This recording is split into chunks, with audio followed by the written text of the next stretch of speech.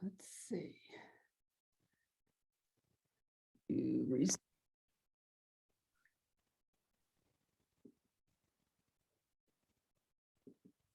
Okay, so you can get those documents there. It's 7:05, and I'd like to call the October meeting of NPU-F to order. I'm Debbie Skupczynski, Chair of the NPU. Also at the meeting is Kay Stevenson, who is managing our verified members list right now. She is the Vice Chair. And Jane Rawlings, our Alcohol Chair, who is also co-hosting the meeting.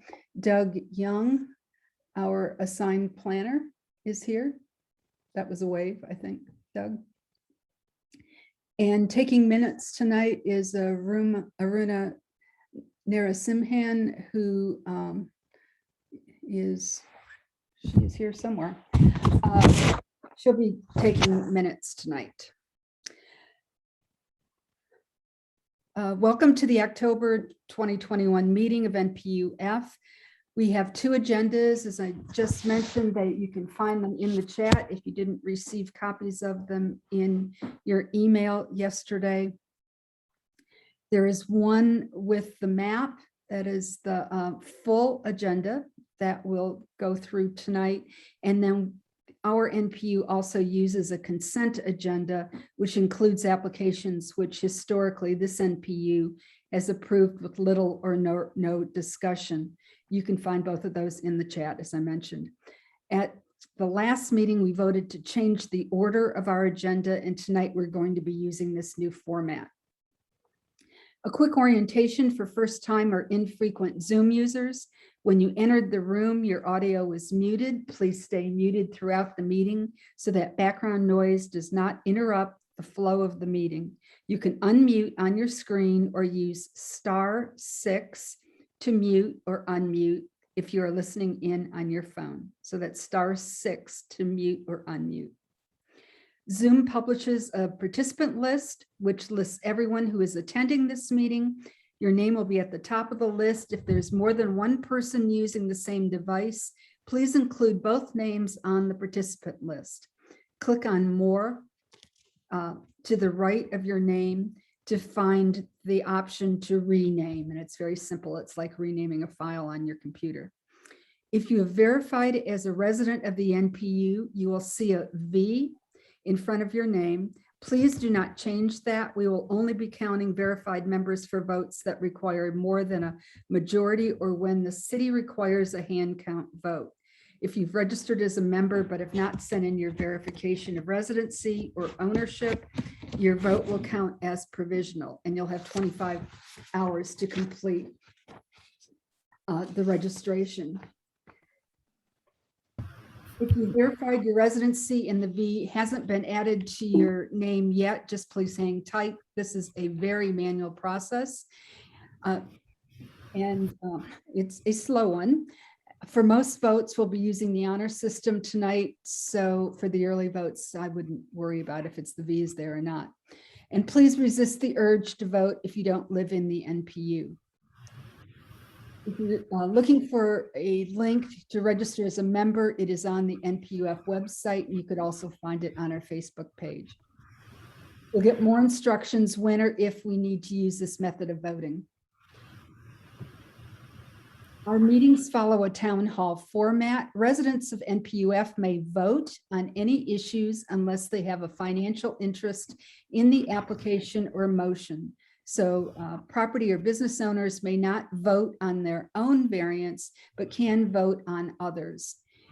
If you're not an NPU resident, but you're a business owner, you may vote if you have met the requirements as described in our bylaws. You'll find the vote buttons to vote behind the reactions tab. Most of our votes will be hand counts using the raise your hand icon.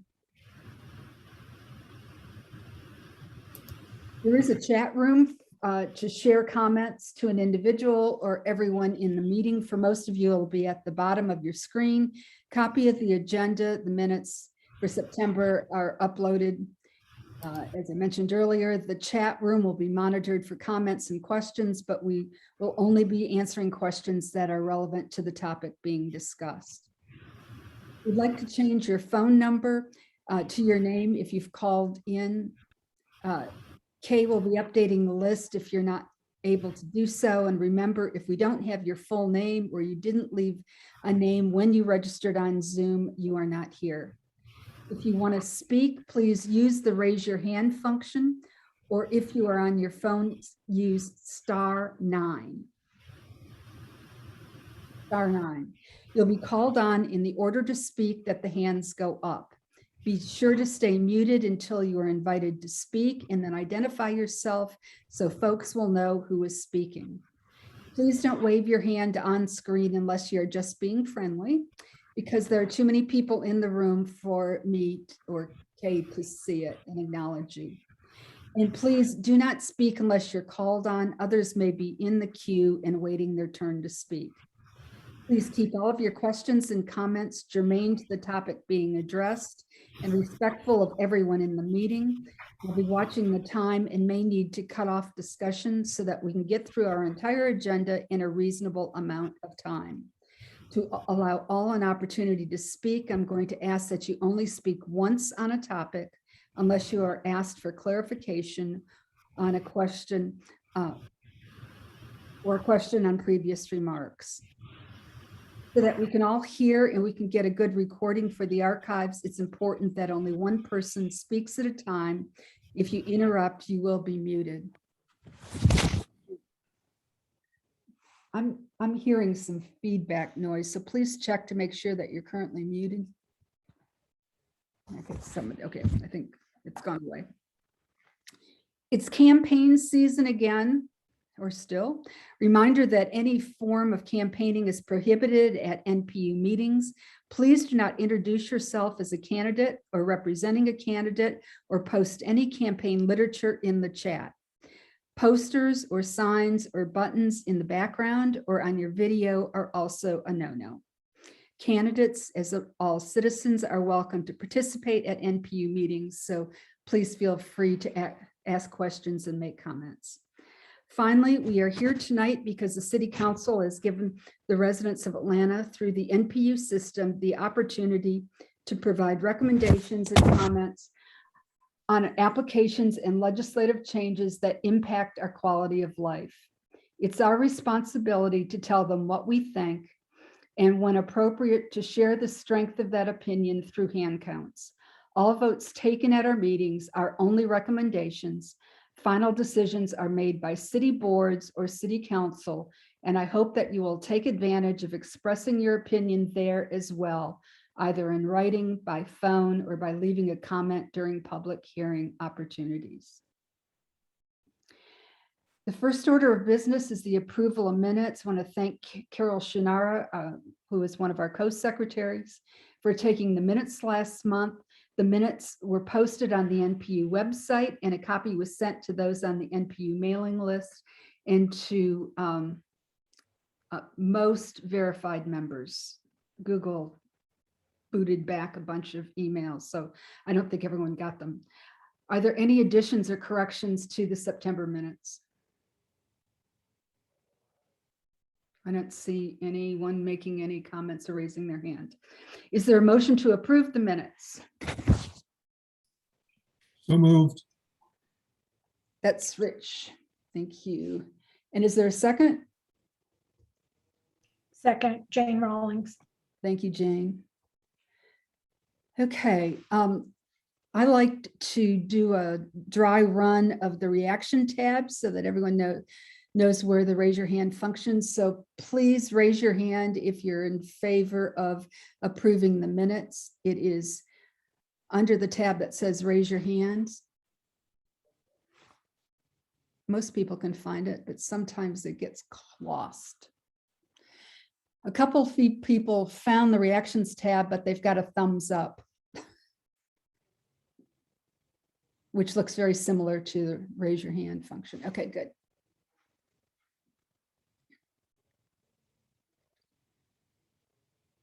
Okay, I'll just give it another minute or a couple seconds. Okay, The number seems to stop growing. It's 26 ayes. Okay, please lower your hands.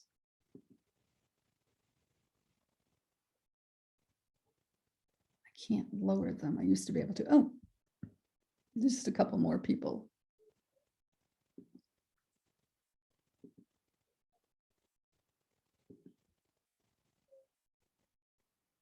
Okay, there's one per, oh, well, that would be me that has their hand up. That's not very clever. Okay, is there anyone opposed to approving the minutes? Please raise your hand. I don't see any hands raised. By a vote of 26-0, the minutes are approved. I do have a couple of announcements before we kick off with reports from city departmental representatives.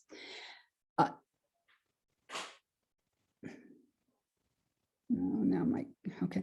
Elections for NPU officers for 2022 will be held in November. I'll be confirming with the current officers and committee chairs their interest in continuing in their roles in the next couple weeks. If you're interested in serving as an NPU officer or committee head or on one of our committees, please let me know. We will be talking about that, about elections further towards the end of the meetings. I just wanted to make sure that you are all aware that that is on the horizon. Second, at the end of the meeting, NPU-F has been asked to join an alliance of 14 NPUs in support of a letter that's been written to council members asking them to oppose draft 3 of Plan A Comprehensive Development Plan, also known as the CDP. The letter has been placed in the chat in the next few minutes. It is a lengthy letter, so I just wanted to make sure y'all knew that it was there.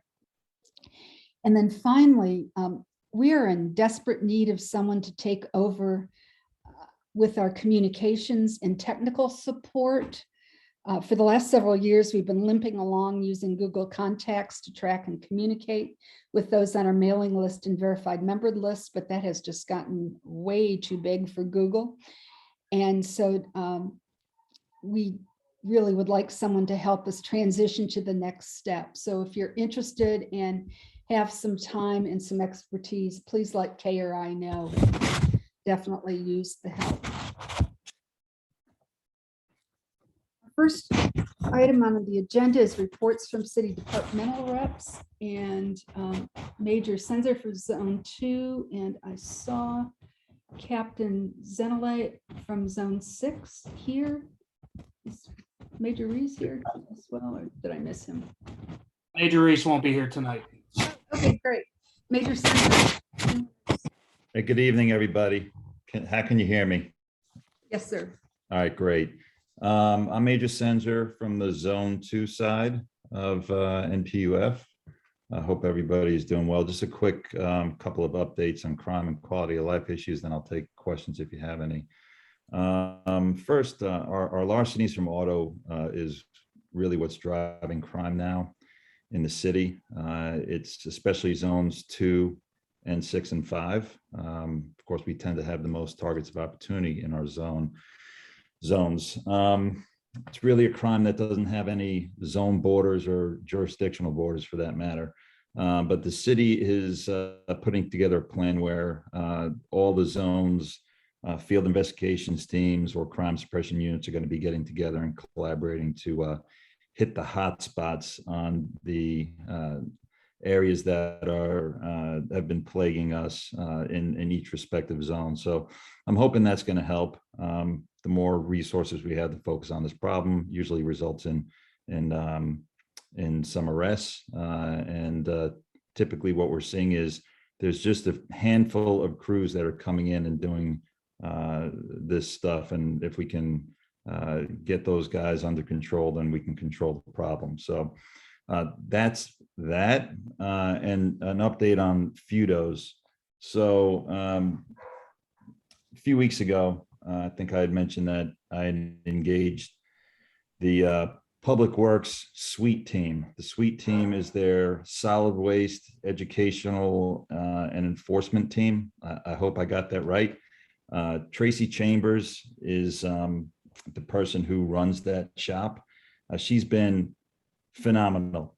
It's very rare that I get excited about another city entity helping us out with our problems, but her team has been nothing but fantastic and very responsive in going over to Vito's on Liddell and assessing the problem and issuing citations. They had a court date which was set for October 14th.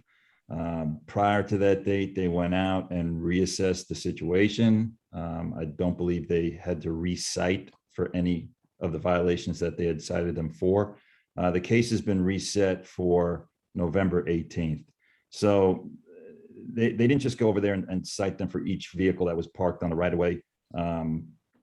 They actually went and did everything that they could find, including dumpster enclosures, not being in compliance. So they really did an outstanding job. I can't thank them enough.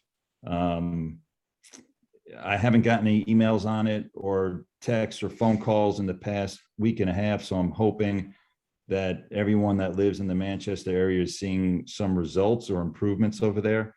They do have 5 more days, I'm told, to get their trucks off of the street. If they don't have the trucks off the street, then they'll be cited for that as well. So I'm hoping that by engaging Department of Public Works, that I was able to provide some relief to you. If not, I'm sure I'll hear about it, but I think that's going to be a success for us. So that's all I've got, but I'm open to take any questions that you have. Any questions for Major Senzer? Rich? Yes, Major Senzer, do you have any update on the shooting at the Sorrel Apartments on, I think it was Friday afternoon, over off of Piedmont, off Lindbergh and Piedmont? SORELL, I think there was a killing there. On Parkland? Parkland, yes, Parkland. Yeah, no updates on that yet. It's, I don't want to surmise or give my opinion on what happened, but so until I get some information from the homicide unit that I can share, nothing to report. Those kinds of crimes are very difficult to prevent. We're talking about a shooting that happened, more than likely these 2 individuals knew each other, just by looking at the situation. So, on the 3rd floor of an apartment complex with controlled access. So very difficult for the police to do much in the area of prevention. But it is nonetheless concerning. And once I have information that I can share with you all, then I will do that. But I don't have that right now. Anyone else? Please raise your hand icon. Okay, I don't see any other hands raised. Captain Zenelai? Hi, good evening, everybody. Can you hear me? Yes, sir. Okay, great. Captain Zenelai, Zone 6. Major Reese could not make it. He is he's got some stuff going on at home. But I'll be here to take any questions once I'm done with my little dissertation. To back up Major Senzer's assertion, yes, larceny from autos is what's driving Zone 6's crime, specifically our car break-ins kind of blew up the past week or so. So it's kind of like playing whack-a-mole. We try to move resources to certain areas that are being impacted, and then where we've moved them from, they seem to pick up. So we're kind of chasing our tail a little bit, trying to get ahead of it. We did intercept several vehicles last week between us and Zone 6 and Zone 4. And by the time we could get our hands on them, they had already dumped the vehicles and fled the scene. So we're trying to keep the pressure on, and this, hopefully this detail that Major Sensor spoke of will help us in the long run as far as hitting our hot spots. No other big significant issues for your particular NPU. We are aware of the break-ins on North Highland at the establishments and the video that's circulating via media and everything. We've moved some of our resources up there to spend some time and kind of play the area a bit. And the video is pretty, it's pretty helpful. I think we should have some sort of closure to that here and moving forward in the next several weeks or so. It looked pretty decent as compared to other video that we tend to get, photos we tend to get from other crime scenes. But other than that, the Clean Car campaign, push it to your family members, push it to visitors. We are moving into the holiday season. So Clean Car campaign is highly recommended. Keep everything out of your car. Try not to make it a target. Hide valuables, that sort of thing. And of course, see something, say something. We always push that one. If it doesn't look right and you're not comfortable with the way something looks, please call it in so we can at least check on it or get something to the area to deter the crime or upset the movement on it. So other than that, I'll be happy to take any questions if you have any. Does anyone have any questions? Kay? Yeah, we're continuing to get complaints about young people gathering at night over on Pylant near Diversified Manufacturing, climbing on the roof, basically doing dangerous stuff. We're talking to them about them getting a security guard to be there because I know obviously you can't be there all the time, but if you could have somebody in beat 601 when they've got a few minutes to just run through there at night and tell the kids to go home. Is this nightly or is it just on the weekends? Or I think it's mostly on the weekends. I can get more information on when specifically they're seeing the problem and get that to you. okay, I know on PDL Place to address the Ponce and PDL corridors there with parking and everything, and Pylant being part of that. We do keep a detail car up there Fridays and Saturday nights to impact that area, move things out of the way. And we've actually been successful, impounded some vehicles, wrote some tickets, but we'll direct the units that are up there to inspect that location as well, just to clear it out in the event that they are congregating there. Okay, we appreciate that. Yeah. Jack? White?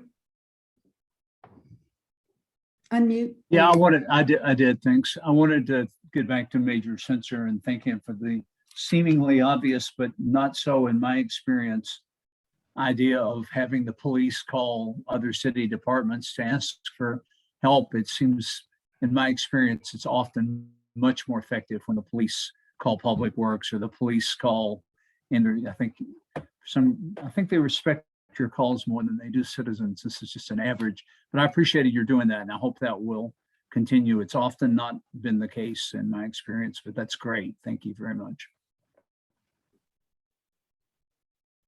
You're welcome. Any other questions for Major Sensor or Captain Zeneley? If not, thank you very much for being here tonight. Oops. Oh, I do see one more hand raised. I'm sorry. Don Waters.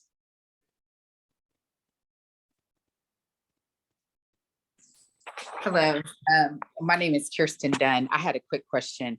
I wanted to find out, first of all, thank you, law enforcement, for being on this call to even bring detailed information to the community. It's greatly appreciated. I wanted to ask, outside of the Clean Car campaign, see something, say something, how can we as a community partner with law enforcement to really have more effect take place to bring down some of the crime that's happening in our neighborhood? I'll try and take this one. Well, It's been my experience, and I've been doing this for 26 years, and this is my second zone command. So I've a very broad perspective of working in different areas in the city. I've worked in southern parts of the city, and now, you know, being in zone 2. One thing I can say is that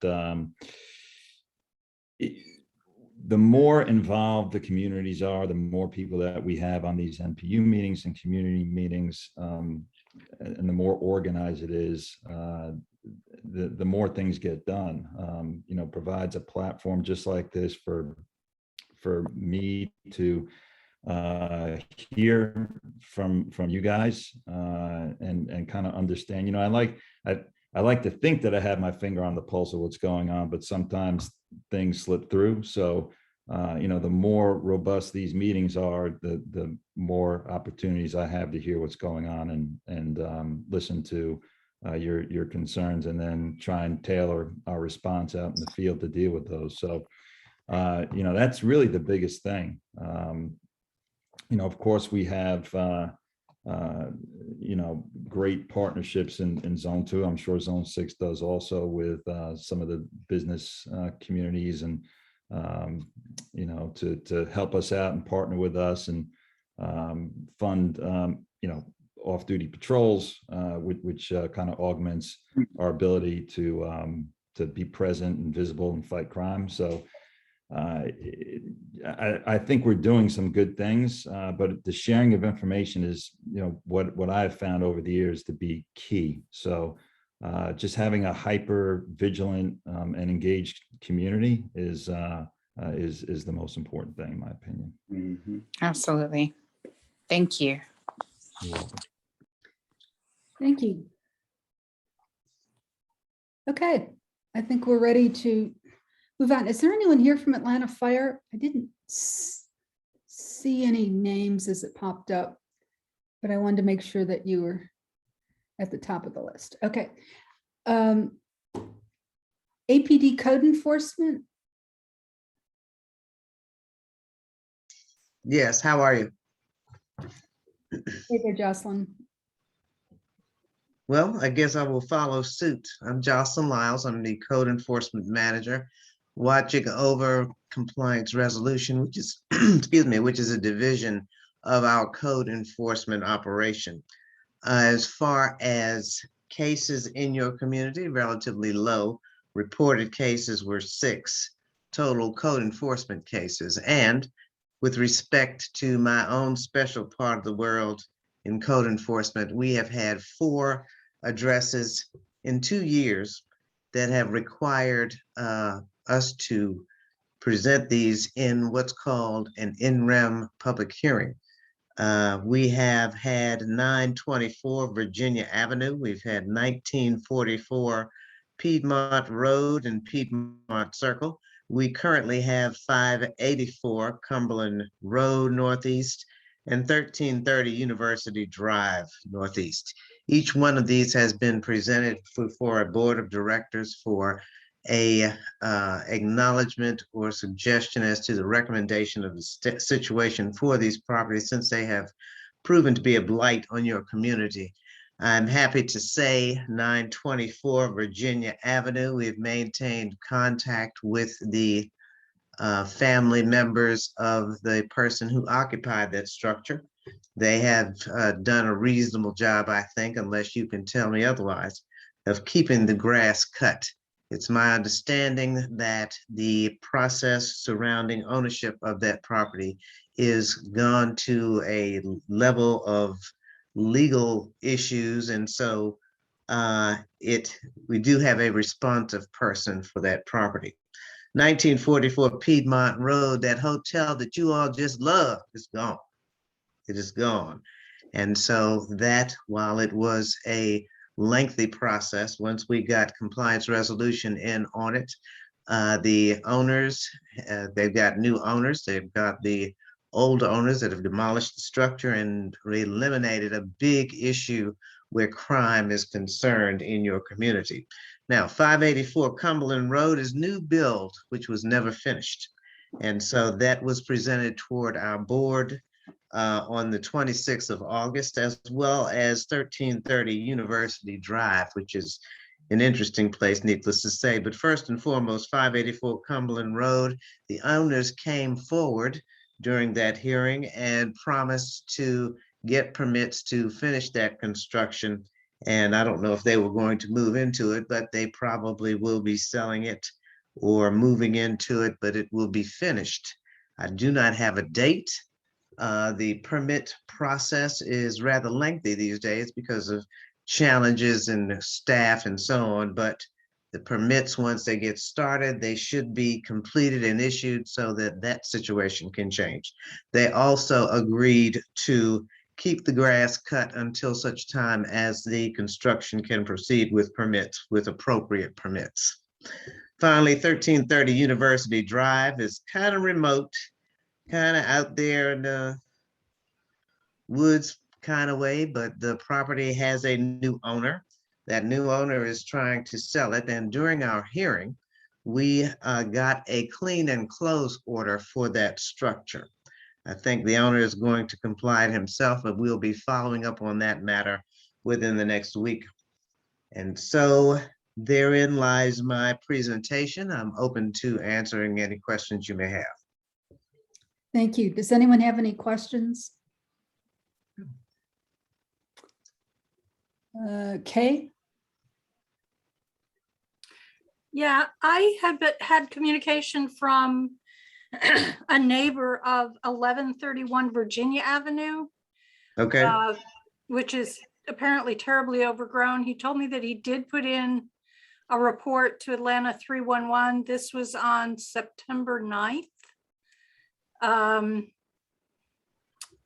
wondering, I didn't hear you mention that in your report. okay. What I was mentioning in terms of specific addresses were those that had gone through the Compliance Resolution Division. That Okay, is that the properties appear to be abandoned.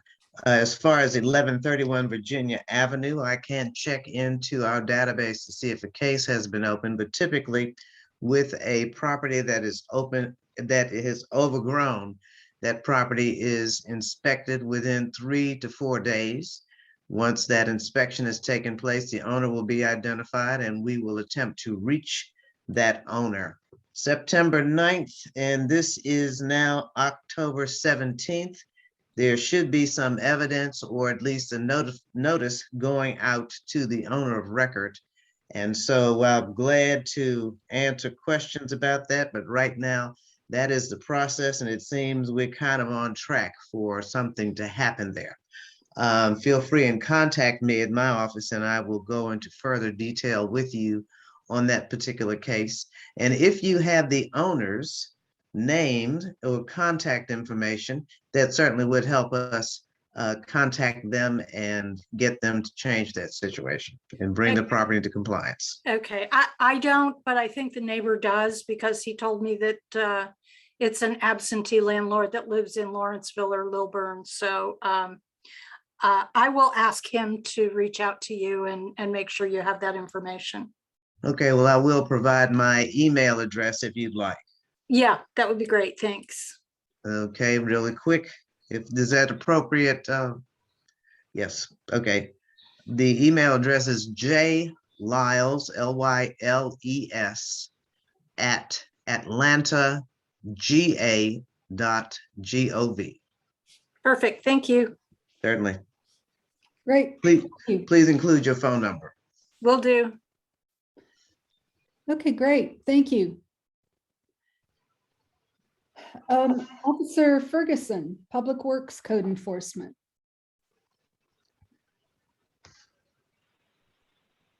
Good evening, everyone. I don't have much to bring you guys, but I have been out riding the area NPU-F in different neighborhoods. And as of last week, it is looking pretty clean. It is cleaning up the yard debris and everything. And we are continuing to work evenings, daily, and weekend as well to try to clean up all the yard debris. Great, thank you.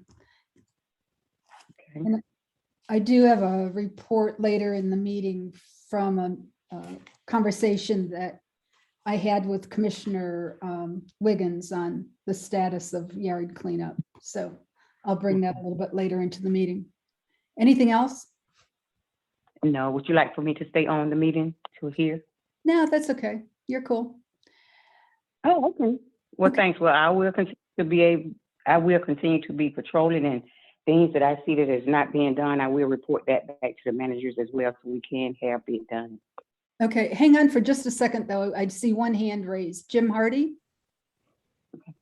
Yeah, thanks for picking up the yard waste finally in the Rock Ridge Place area and large part of Piedmont Heights. However, on my walk this afternoon, I noticed that because the yard waste had been out for over a month, well, about 2 months now. Many of the bags had disintegrated and the crews just left trash all over the place. So they need to come back and pick it up.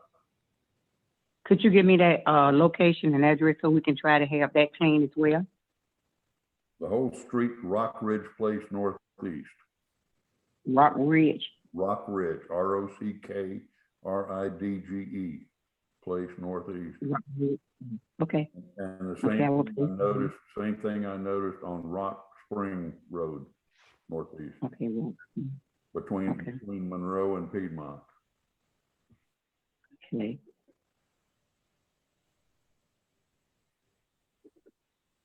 Okay, I would ride by and look at that, and I will forward it to my manager so we can have someone out there to clean it as well.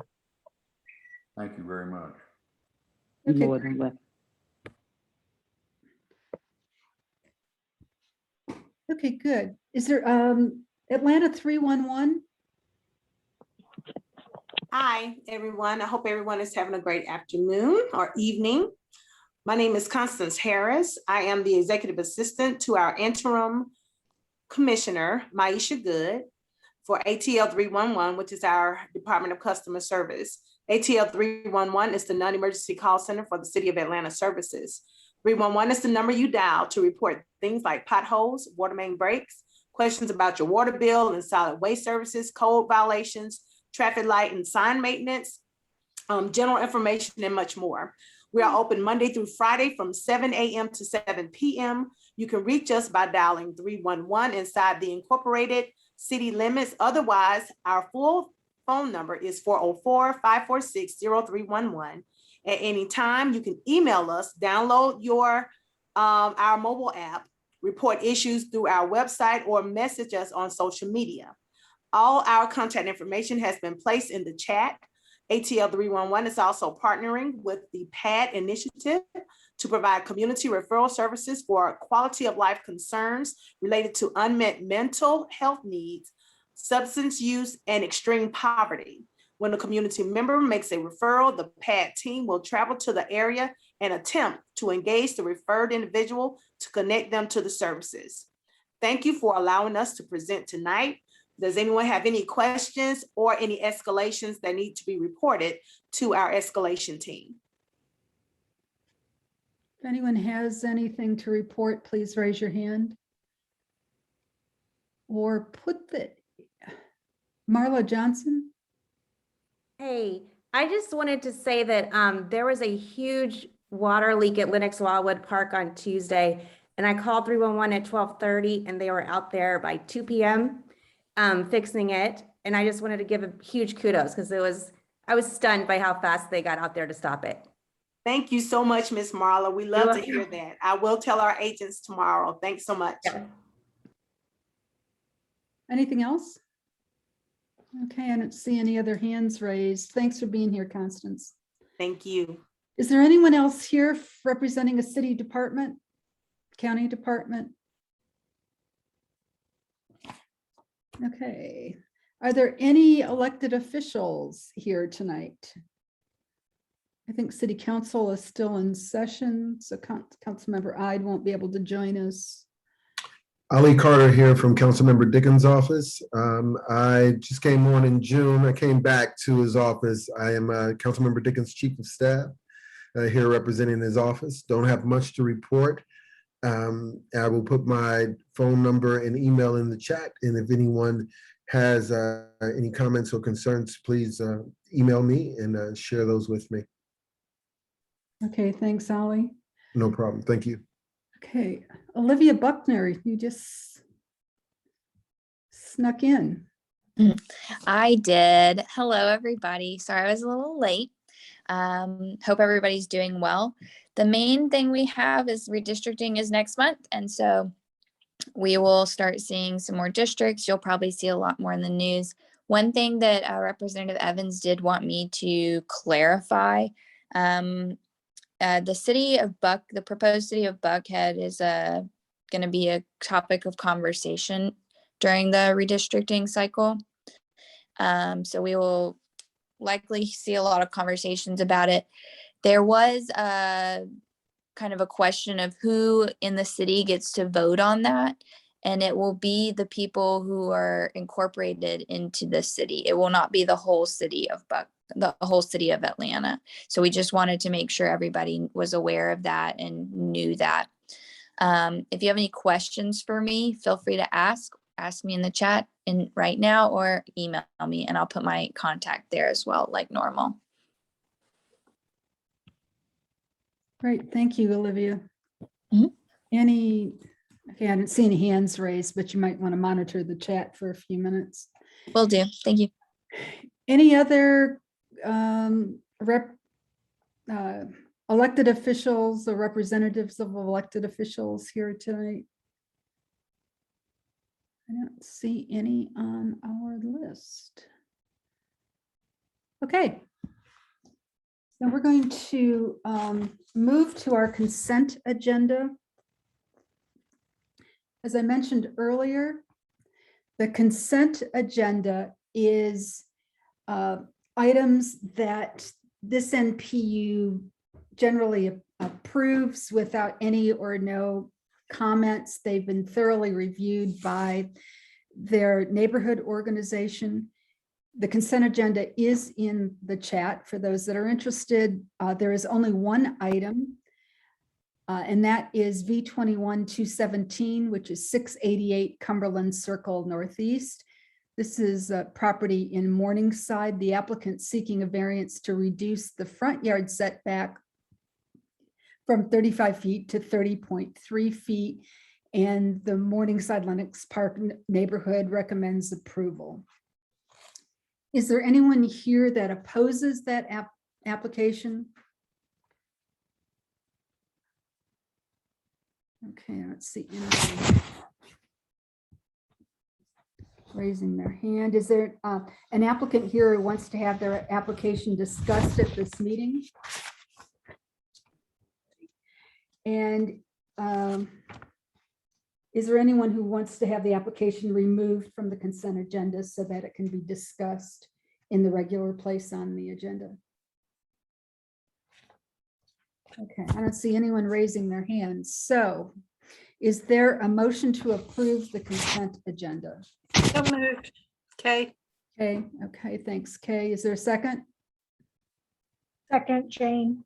Jane, all righty. Okay, this will be a hand vote, a raise your hand vote. All those in favor of approving the consent agenda, please raise your hand.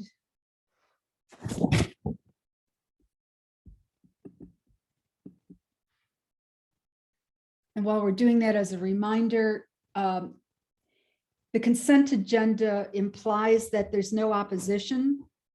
So if you're opposed to an item, please either don't vote or ask to have it taken off. Okay, the number has stopped moving. So that's 27 ayes. Could you lower your hands, please?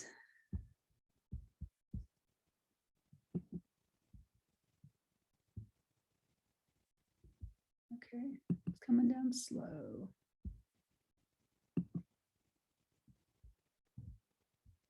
Okay.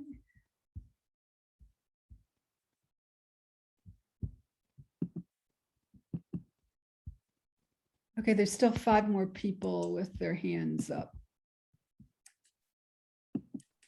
I'm going to lower their hands from my end. Okay, if you're opposed to the consent agenda, please raise your hand. I don't see any hands raised. By a vote of 27 ayes and no nays, the consent agenda item is approved. By the way, Debbie, I found a place where I can lower all hands if you would like me to do that going forward. That would be great because I have no place to do that. I used to, but I don't. So that would be super. Thank you. Okay. Okay, this is where our new agenda order kicks in. We're now going to do matters for voting. The first items on the agenda are our special events. The Atlanta Science Festival Exploration Expo. This is a Class D event, 5,000 participants at Piedmont Park, to be held next year, March 26, 2022. Sarah Yarnell is here. Yes, I'm here. Great. So Just, you've done this for several years, right? So yes, ma'am. Just tell us what's going to be different and if you're taking any measures to adapt to COVID protocols. Yeah, so there's not much different happening. We do expect a lower amount of exhibitors this year, so less traffic coming in and out of the park for load in. We're not closing any additional lanes. There's no lane closures on Wednesday, Thursday, or Friday. The event will still take place from 10 to 4 on Saturday, March 26th. We are going to add in additional hand washing stations, and each exhibitor will be responsible for their own masks and such. But again, there's no changes, and we do expect a lower amount of attendees and exhibitors. Okay. Okay, any questions for Sarah regarding the Atlanta Science Festival Exploration Expo? I don't see any hands raised. Is there a motion? Move to support. Second. That's Kay and Jane again. The motion is to support the Atlanta Science Festival Exploration Expo. All those in favor, please raise your hands.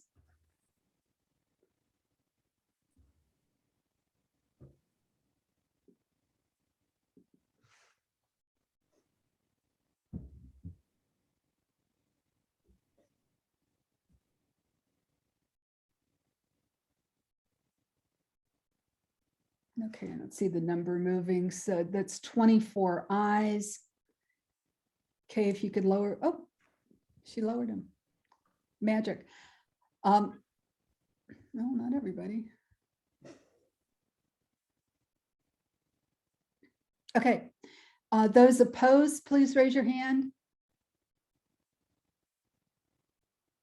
I don't see any hands raised.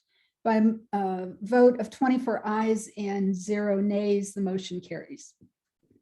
Thank you, guys. Thanks, Sarah. And then Walk to End Lupus Now, Terry Edmond. This is a Class D event, 9,000 participants, to be held in Piedmont Park next April 2022. Okay, I'm here. We plan to do this again April 30th, 2022. The event takes place from 9 a.m. till about 3 or 4 p.m. in the afternoon. And we set up the day before. We have tents. We're on Oak Hill. We put in for 9,000, but we absolutely do not expect that attendance. We're going to promote it as a hybrid between virtual and physical walk. So we know that a lot of people will be more comfortable still doing the virtual. We just did a virtual walk last weekend. So for the people that are going to show up, we are going to do the additional stations for hand cleansing. We're going to do that for COVID.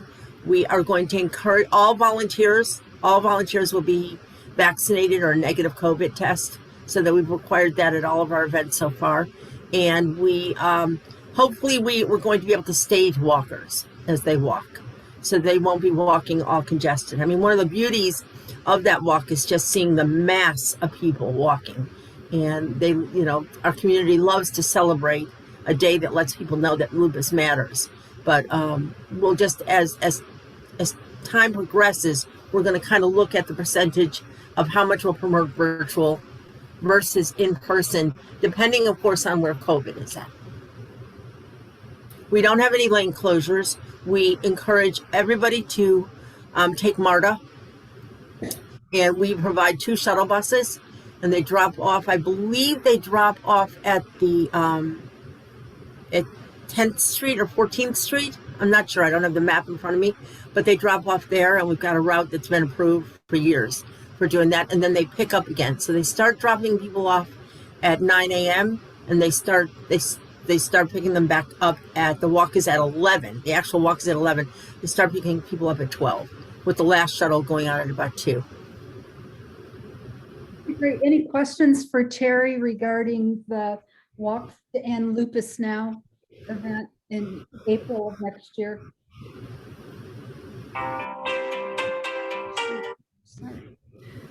I don't see any hands raised. Is there a motion?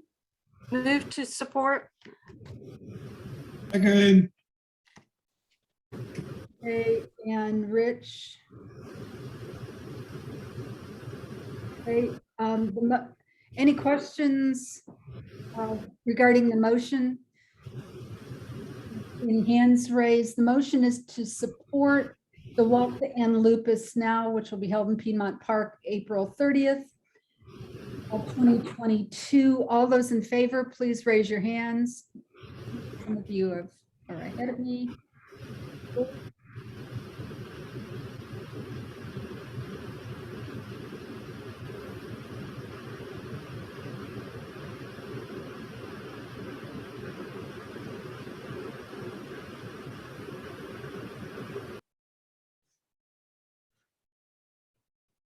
Okay, I see 27 ayes. You can lower the hands, Kay.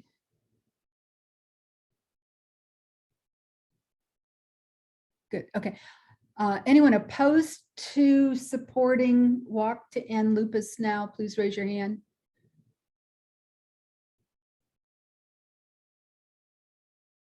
I don't see any hands raised. By a vote of 27 ayes, 0 nays, the motion passes. Thank you. Thank you so much. Thank you for being here, Terry. Great, thank you. Okay, alcohol license applications. I'm going to skip down to first Glugger. This is a retail package store at 2217 Faulkner Road Northeast. It's a new business. Is the applicant present? Yes, I am. Okay, great. Thank you. As well as my attorney, Michael Sard, who will represent me. Okay, great. Jane, did you want to introduce this application first before we ask the applicant to speak? Sure. This application is for a business named Glugler, located at 2217 Faulkner Road in the Leonard Martin Manor neighborhood. The agent is Grace Simmons, and she's present tonight with her attorney, Michael Sard. It's for a new business for a retail package store to sell liquor, beer, and wine. Hours of operation are Monday through Saturday, 8 a.m. to 11:30 p.m. The manager will be on site 70 hours a week. Distance requirements are met.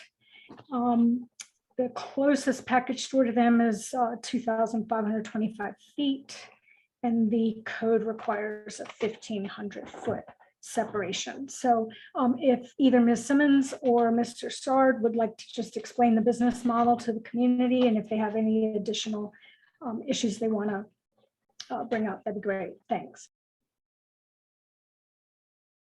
Go ahead, Mr. Sard. Good evening, Michael Sard from Sard & Life Attorneys. Nice to be with you this evening. So kind of following up on Jane's presentation, this is a small 2,800 square foot liquor store About 600 square feet of that 2,800 square feet is an office. The remainder is warehouse. The business is not really a walk-up liquor store per se. This is really a retail delivery liquor store pursuant to state law that came into effect in 2020, and that the city of Atlanta took some steps to enable that law. So basically, what Grace's business model is people will be able to download her app. They will be able to order alcoholic beverages that she's selling in her store, and then her employees will deliver it to the recipient, all in accordance with state law. So it's basically an online alcohol delivery business, and this is the warehouse for this retail conduct. So that's basically what we're doing. I'm happy to answer any questions. Great. Ms. Simmons, do you have anything else that you want to add? No, that's it. Okay, great. John Throckmorton? Your hand is raised. Yeah, sorry, I didn't unmute. I'm not familiar with the state law, but will they deliver to a parking lot? No, our intention is not to deliver to a parking lot. There are various parameters under state law. It's primarily intended to deliver to consumers in their homes, in their offices. Delivery is limited to the city of Atlanta. The state law prohibits deliveries to certain places such as schools, prisons, other alcohol retailers, alcohol manufacturers. So a club, they would not deliver to the parking lot of a club, for example. That's correct. Okay, thank you. You're welcome.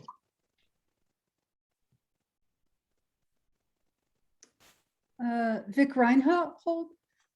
Yes, did I understand you correctly that this establishment cannot be within 1,500 feet of another retail beverage store? That's correct. That's city ordinance, correct. Okay, well then in July, NPU-F heard from Gulf Puff, which is located at 2233 Faulkner Road, which is just 8 doors different from the one you're talking about tonight. 8 doors is a lot less than 1,500 feet. That's a great question, Mr. Reinhold. Our firm also represents GoPuff and represented them before your NPU. So the GoPuff literally just got its City of Atlanta license earlier this month and has made application for its state license. I think it's pretty close to issuing. The law for that 1,500 foot distance requirement contains an exemption. The exemption basically says that if when one applies for a license, if the location was capable of being licensed within the preceding 12 months, then it's exempt from that 1,500 foot distance requirement. So that's the case here. GoPuff didn't have a license when Glugler applied for its license, meaning that 12-month period before, there was no other package business within 1,500 feet. Therefore, Glugler gets that distance exemption. We confirmed that with the police department, and they confirmed that with the law department prior to our submitting the application. And we, coincidentally, the License Review Board considered a similar case, just that I think it was its last meeting or the one before that, on a case that had been remanded to the board from the Superior Court of Fulton County. Okay, great question. Okay, thank you for the explanation. You're welcome. Thank you. Any other questions, or is there a motion? I'll make a motion to approve. And I'll second. Okay. Motion by Jane, seconded by Kay Stevenson. The motion is to approve the alcohol license application for Glugger at 2217 Faulkner Road. Is there any questions about the motion? If not, all those in favor, please raise your hand.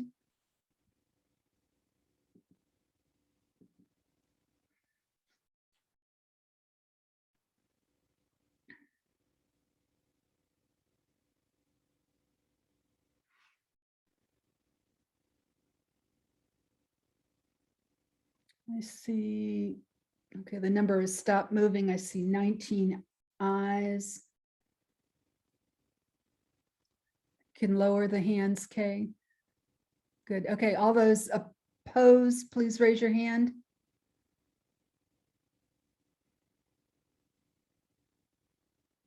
I don't see any hands raised. I see one nay. Any others? Okay, by a vote of 19 ayes and one nay, the motion to approve Glugger is approved. Thank you. Thank you. And then I know you're here also representing Neighbors Pub, and we understand that you're asking for a deferral to a later meeting date. Is that correct? That's correct. Okay, is there a motion to defer the application? Motion to defer. Second. Great, thank you. The motion is to defer Neighbors Pub until a date when the applicant is ready to come before the NPU. All those in favor, please raise your hand.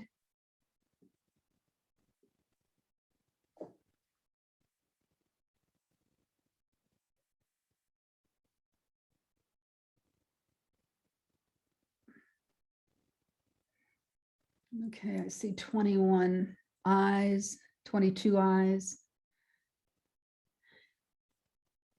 They can be lowered. All those opposed, please raise your hand. Okay, I don't see any nays. By a vote of 22 ayes and no nays, the motion to defer carries. Thank you. Thank you. And the last alcohol license application we have is Midtown Moon. Jane, do you want to give us some background on this one? So this is an application for a restaurant located at 1492 Piedmont Avenue. This is behind Ansley Mall on the Beltline. The agent is Mark Penna. It was initially filed in May of 2021, and the NPU has had several deferrals on this to work out some noise issues. So we are prepared to move forward tonight. It is for an existing restaurant to sell liquor, beer, and wine for on-premise consumption and a change of agent. Hours of operation 11 a.m. to 3 a.m. Monday through Saturday, 11 to midnight on Sunday. No previous suspensions, denials, or revocations of the alcohol license at this location. There was a noise citation issued March 13th, 2019 that was adjudicated in June of this year. Since that citation, the agent has installed noise mitigation and agreed to and paid for a sound study completed on 9/24/21. That's the most recent sound study. There have been two.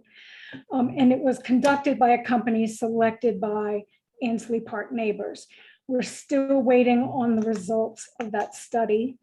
NPU-F did conduct a site visit accompanied by the agent and his attorney, and the applicant and Ansley Park Neighbors and Ansley Mall Security have met several times regarding security and noise mitigation strategies. The applicant also appeared before NPUE at our request, and NPUE made no formal recommendation regarding the application. No report's been submitted from Piedmont Heights. And the applicant's attorney is here, Mr. Sard. So Mr. Sard, if there's anything I got wrong or you want to elaborate or add, Thank you. Yeah, I'd like to just elaborate a little bit, but everything that James reported is accurate.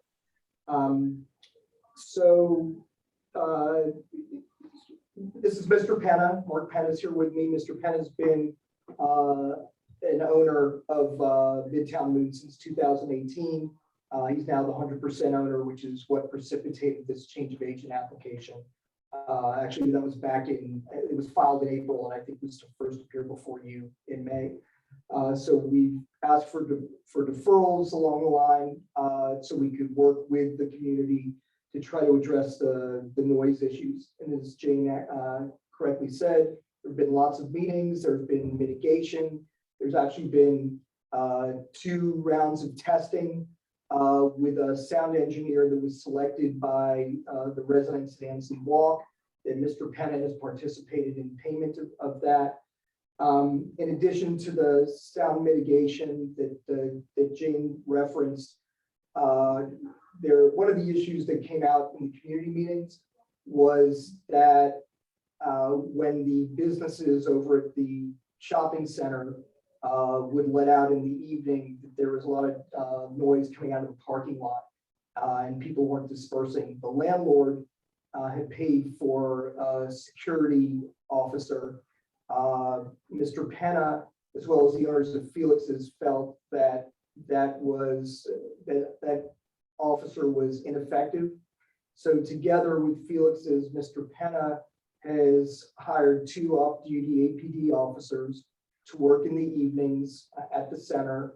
Those officers are helping to timely disperse people from the parking lot amongst their other duties to try to address that as well. So in addition to the sound issues, Mr. Penna, along with folks at Felix's, taken it on themselves to hire better security in the form of APD to help control what's going on out in the parking lot in the evening. So with all that, we love your support of this application. Happy to answer any questions that we can. Mr. Penna and Mr. Sard, could you describe the sound mitigation steps that you all took? Yeah, we think the original problem came because there were some open doors. So obviously the first thing was operational. Let's make sure our doors are closed when music is on. Another thing that we did, there was a balcony on the upper floor that faced out in the rear. We've closed that balcony, so people aren't up there, sound isn't traveling from the upstairs balcony. We've added a sound barrier around our rear patio area, basically in the form of fencing, but on top of the fencing, we put additional sound protection to keep the sound in at the space. We've got a gazebo in the back. We were asked to cover the vents or holes in the gazebo, the open air pieces of the gazebo. We've done that with plexiglass to help keep sound in the patio area. We've recalibrated our sound system with the sound engineer. We've added sound curtains to the upstairs of the building interior to keep sound in. So those are all the physical things that we've done to mitigate sound issues. Thank you. You're welcome. Are there any other questions for the applicant or his attorney? Would someone like to make a motion? Oh, is anyone here from Mansley Park? I'm sorry. Or does Piedmont Heights want to? Hi, Debbie. This is Bill Compton with Piedmont Heights Civic Association. My understanding is that this case was deferred from the September meeting due to a noise abatement test that was going to be performed on September 24th. Could we please hear the results of that noise abatement test? Bill, good question. So we are waiting. We're still waiting for the results of that. The testing was coordinated by Ansley Walk, again, by the engineer that they selected. The test was scheduled to be done on September the 24th. We're waiting on the results just like everybody else is.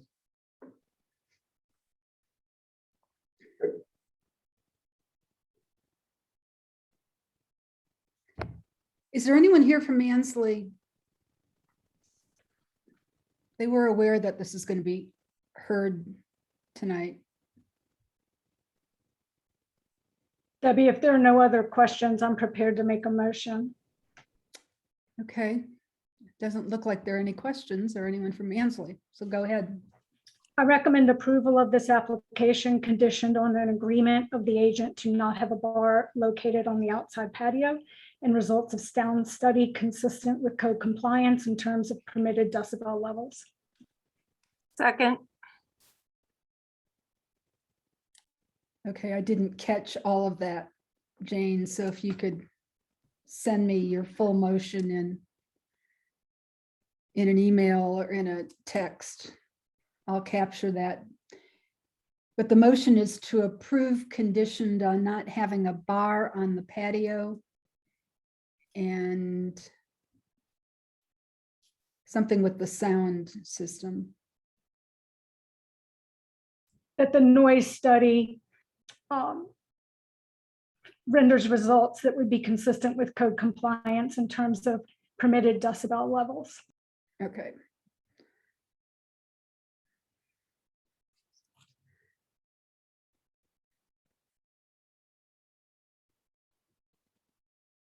Okay. Still would be helpful to have that in writing. Any questions about the motion or the conditions?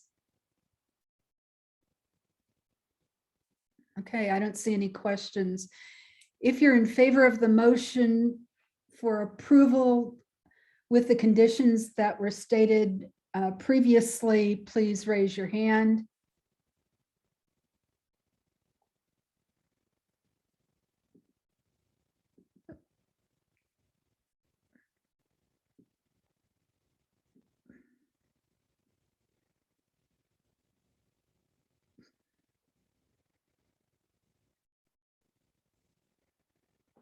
Okay, the last number I see is 19. 20. Okay. Okay, the hands are down. All those opposed, please raise your hand.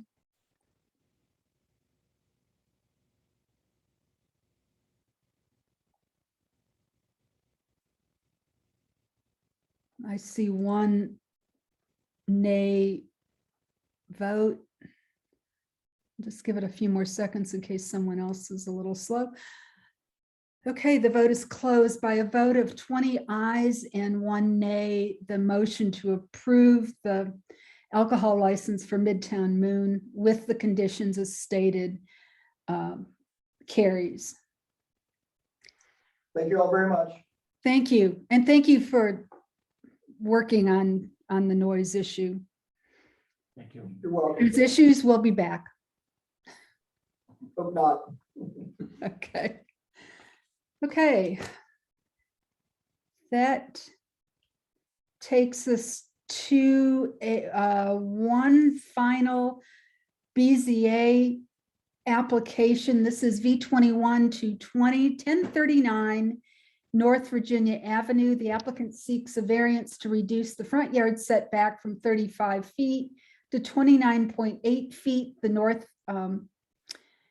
north side yard setback from 7 feet to 4.9 feet, and to increase the lot coverage from 50% to 57.5%. Is the applicant present? Yes, I'm here.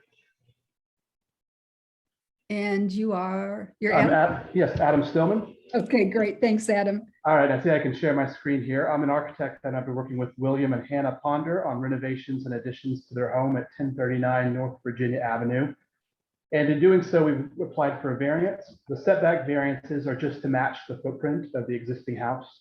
The house sits within the current 35-foot front setback and the northern side yard setback. So that variance is simply to match the existing house. We're going to be doing a little bit of renovation work on the second floor that necessitates that front yard setback, but most of the additions will be to the back of the house. So you can see photos of the house here. The second floor will be added onto by expanding this dormer that's over the right front side of the house. And then the rest of the additions will be in the back, and those will consist of a 2-car garage that's connected to the house via a screen porch, an addition near the middle of the lot, which will contain a new kitchen, and then there will be second floor space up above. Most of the conversations with the Virginia Highland Zoning and Planning Committee was around the lot coverage. And actually, we did make an amendment and revise our referral certificate, lowering that proposed lot coverage to 55.7%. So I'm not quite sure why that didn't get updated on the agenda, but I just did want to note that. The current lot has a non-conforming lot coverage of 54.2%. And so while on paper, we're still increasing it beyond that to 55.7%, what that's not taking into account is that we're removing a lot of concrete paving and replacing it with permeable pavers that would be installed over gravel layers, and that accounts for 441 square feet of the driveway.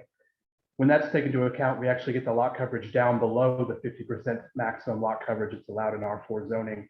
And so by doing this, we're going to be reducing the runoff, not only because we're reducing the amount of concrete, but that permeable paver structure serves to treat the equivalent of 1,552 square feet of runoff surface. So we'll actually be reducing any runoff from this site significantly. By placing the additions where we are, we can keep existing retaining walls around the lot. We're avoiding a drainage easement that crosses the northeastern corner of the lot, and we're staying away from trees. We're not having to do any tree removal or having impact there. Happy to answer any questions anyone might have.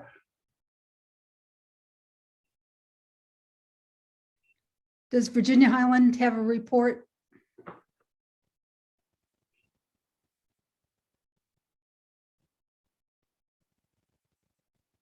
Yes. Oh. Yeah, sorry. We did support this in our meeting on Monday. Okay, thank you, Jesselyn. Okay, any other comments about the? All right. Yes. Oh, Jack, go ahead. Yeah, I'll only add that this is the traditional approach that we've used when folks are over and want to do more, is to ask for compensatory stormwater methodology that actually lowers the pre-existing arrival of their arrival on the lot, and further reduce it to below the 50% capacity that the city requires by law. We do note, we're not thrilled, however, that planning, and this, Doug, I don't know if this has anything for you to do. We really would like the ongoing struggle and definition of what is impervious and what is impervious but treated as pervious, clearly delineated. And that's something we'll be trying to continue to take up with the planning department. All of Adam's assertions are correct, however, in terms of impact. And our motion was unanimous on both counts, as Jesselyn reported. And is that your motion tonight? Yes, it is. Great, thank you. Is there a second to the motion? I'll second. This is Rebecca. Thanks, Rebecca. Okay, the motion is to recommend approval of V21-220 with one change in the description, and that is to reduce the lot coverage from 50% to 55.7%. That's 2% reduction from what is published on your agendas. Everything else stays the same. He filed it. I don't know. I thought you had been copied on that, and that's why I didn't make a thing of it. My memory was, I may be in error, but he has already filed a revised version. Adam, do you happen to have the date down? Because we can condition it on that site plan. Yeah, my site plan revision date was September 30th. I did not get a stamped copy back from the city. I did receive the revised referral certificate, and that was also on September 30th. Okay. Yeah, they give you that copy. Will you forward it on to us so we can have that, please, sir? Yeah, I sure will. Okay, great. Thank you. Usually they're pretty good about sending the revised referral certificates, but I just didn't get that one. So the motion is to recommend approval. Any other questions for the applicant? I don't see any hands raised. All those in favor, please raise your hand.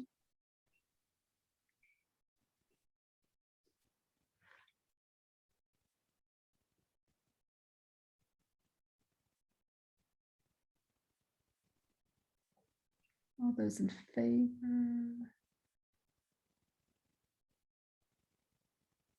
Okay, let's see, 22 ayes. Could lower the hands, Kay. And those opposed, please raise your hand.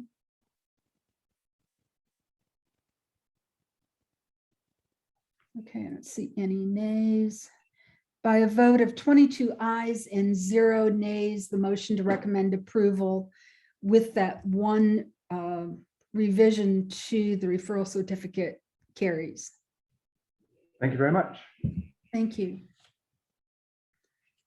Okay, we're going to switch gears now. We do have a presentation tonight from the Ad Hoc Citizens for a Stronger Tree Ordinance. Is Howard, right? Yes, Here, okay. Did you want to share your screen? Do you need to share your screen? yes, I will need to. Okay, and please try and limit your presentation to like 7 minutes at the most. I'll do my best. Thank you. Because we turn into pumpkins. Okay, so let's see. Trying to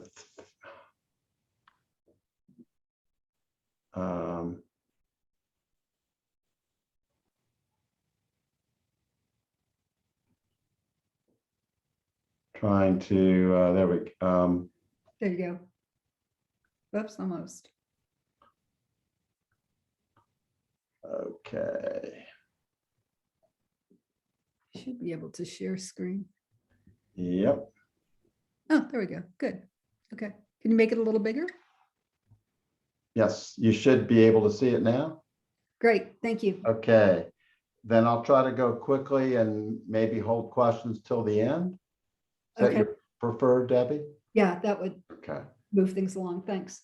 Yes. So what's special about Atlanta's urban forest? Well, it developed at a low density because of new highways, and differently than other cities that developed a lot earlier, and unbuildable steep areas were skipped over, like stream corridors and hilly areas. And often you see homes pre-1960s that were built with minimal grading, and trees were saved for shade. But what's happening now, this is more the norm, clearing and mass grading, the limits of disturbance are generally much larger than the amount of buildable area. And what you see on the left there is that builders are typically stripping all the soil off, leaving just the bare clay. And you need the topsoils as well as the trees to soak up the stormwater. So interestingly, 95% of Atlanta's trees and forests is on private property, and 80% of it is on single family. So the real opportunity to save Atlanta's canopy is on our single family lots. These statistics are pretty grim, but we're the 5th worst city in tree loss, the 3rd worst city in temperature rise. And we have an ordinance currently that allows builders, developers, homeowners in construction situations to remove trees, but the fees that are called recompense are too insignificant to really be a deterrent. And that's a significant cost to the city and to the citizens, and affects our human health as well. So who are we? We're a group of over 20 people from across the city, very diverse in our backgrounds. And why we got together is because the planning department repeatedly ignored what citizens told them they wanted in a new tree ordinance. And so we've been working for over 3 years to amend the planning department draft so that it better protects our canopy. You know, that's our real uniqueness here in Atlanta. What we are pushing for is protecting priority trees outside the limits of disturbance and to protect and to prioritize protecting setback trees.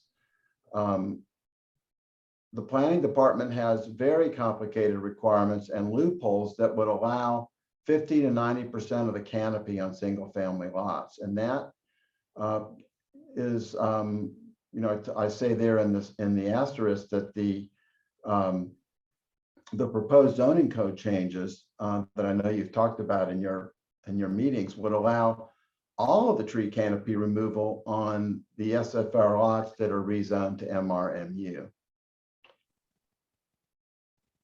The current ordinance allows appeals. The proposed city planning department draft has eliminated the neighborhood appeals process. And that's also consistent with the MRMU rezoning proposals, which would eliminate the public input process by allowing automatic upzoning on those properties. And we are, our draft preserves the appeals for residents. We think that's really important.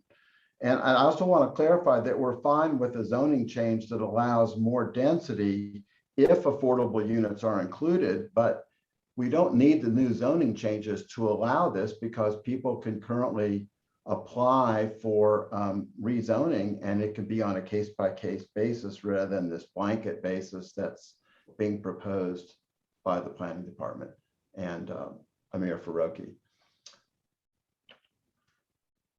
And we also want to try to preserve trees where possible on commercial and multifamily. The current tree ordinance and the planning department's proposed ordinance has no tree save requirements.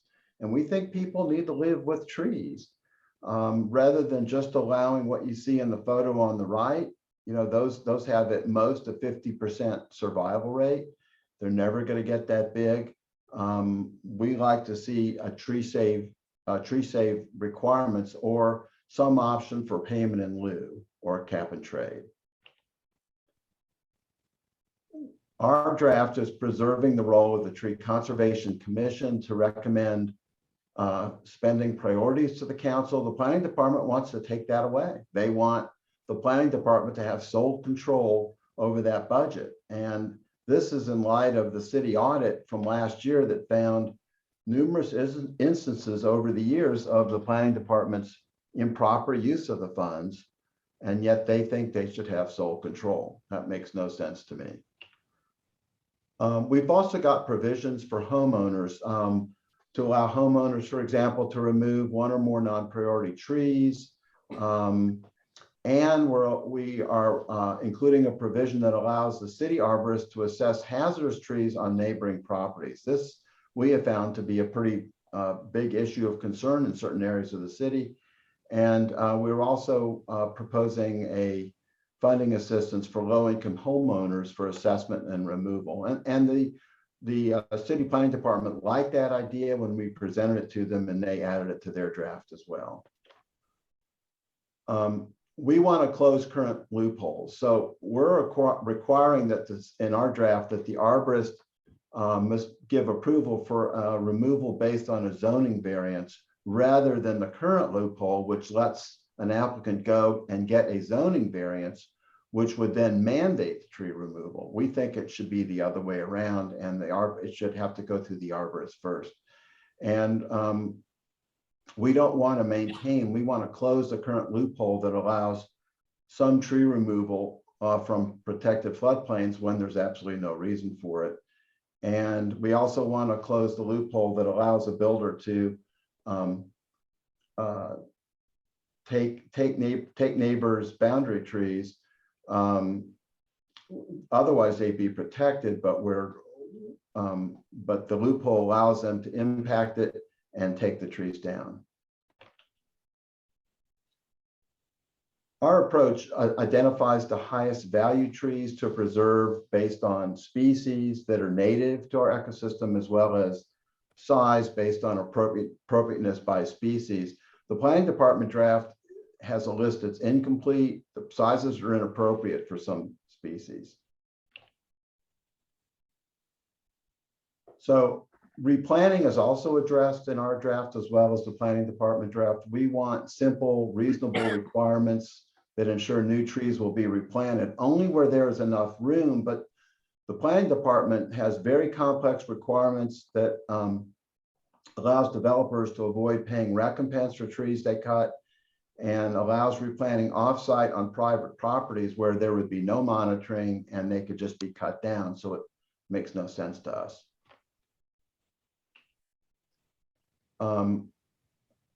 Dead, dying, and hazardous trees is another topic that has a lot of controversy in the city. We want clear standards and biologically correct standards that would allow the arborist to make and render consistent decisions on which trees are DDH. The current planning department draft is vague and is inconsistent. And this kind of approach can be abused by developers who want to avoid paying recompense. A lot of trees have been classified as recompense, we found, as DDH, I'm sorry, rather than going through the normal application process, which allows them to avoid that recompense. We found that 94% of the applications were approved in 2020, and that was up from the previous year. So here you see diagrams on the right that shows what would happen with an R4A lot that would be zoned to MRMU. There would simply be no room for trees because the buildable area and the limits of disturbance would be greatly increased. And I know this is under revision by the planning department, but if this kind of thing were implemented, it would result in a tremendous amount of tree loss in the areas around MARTA stations. The planning department draft is based on arbitrary standards. It allows it would allow the planning department staff to make arbitrary decisions on buildable areas. And that is also consistent with the planning department, including abuse of tree trust fund monies and eliminating public input from these proposed zoning changes. And so we don't like the arbitrariness provisions built in that results or could result in inconsistent applications. We'd rather see consistency. So in summary, the planning department draft won't reduce tree loss, and from our studies may even increase it in certain situations.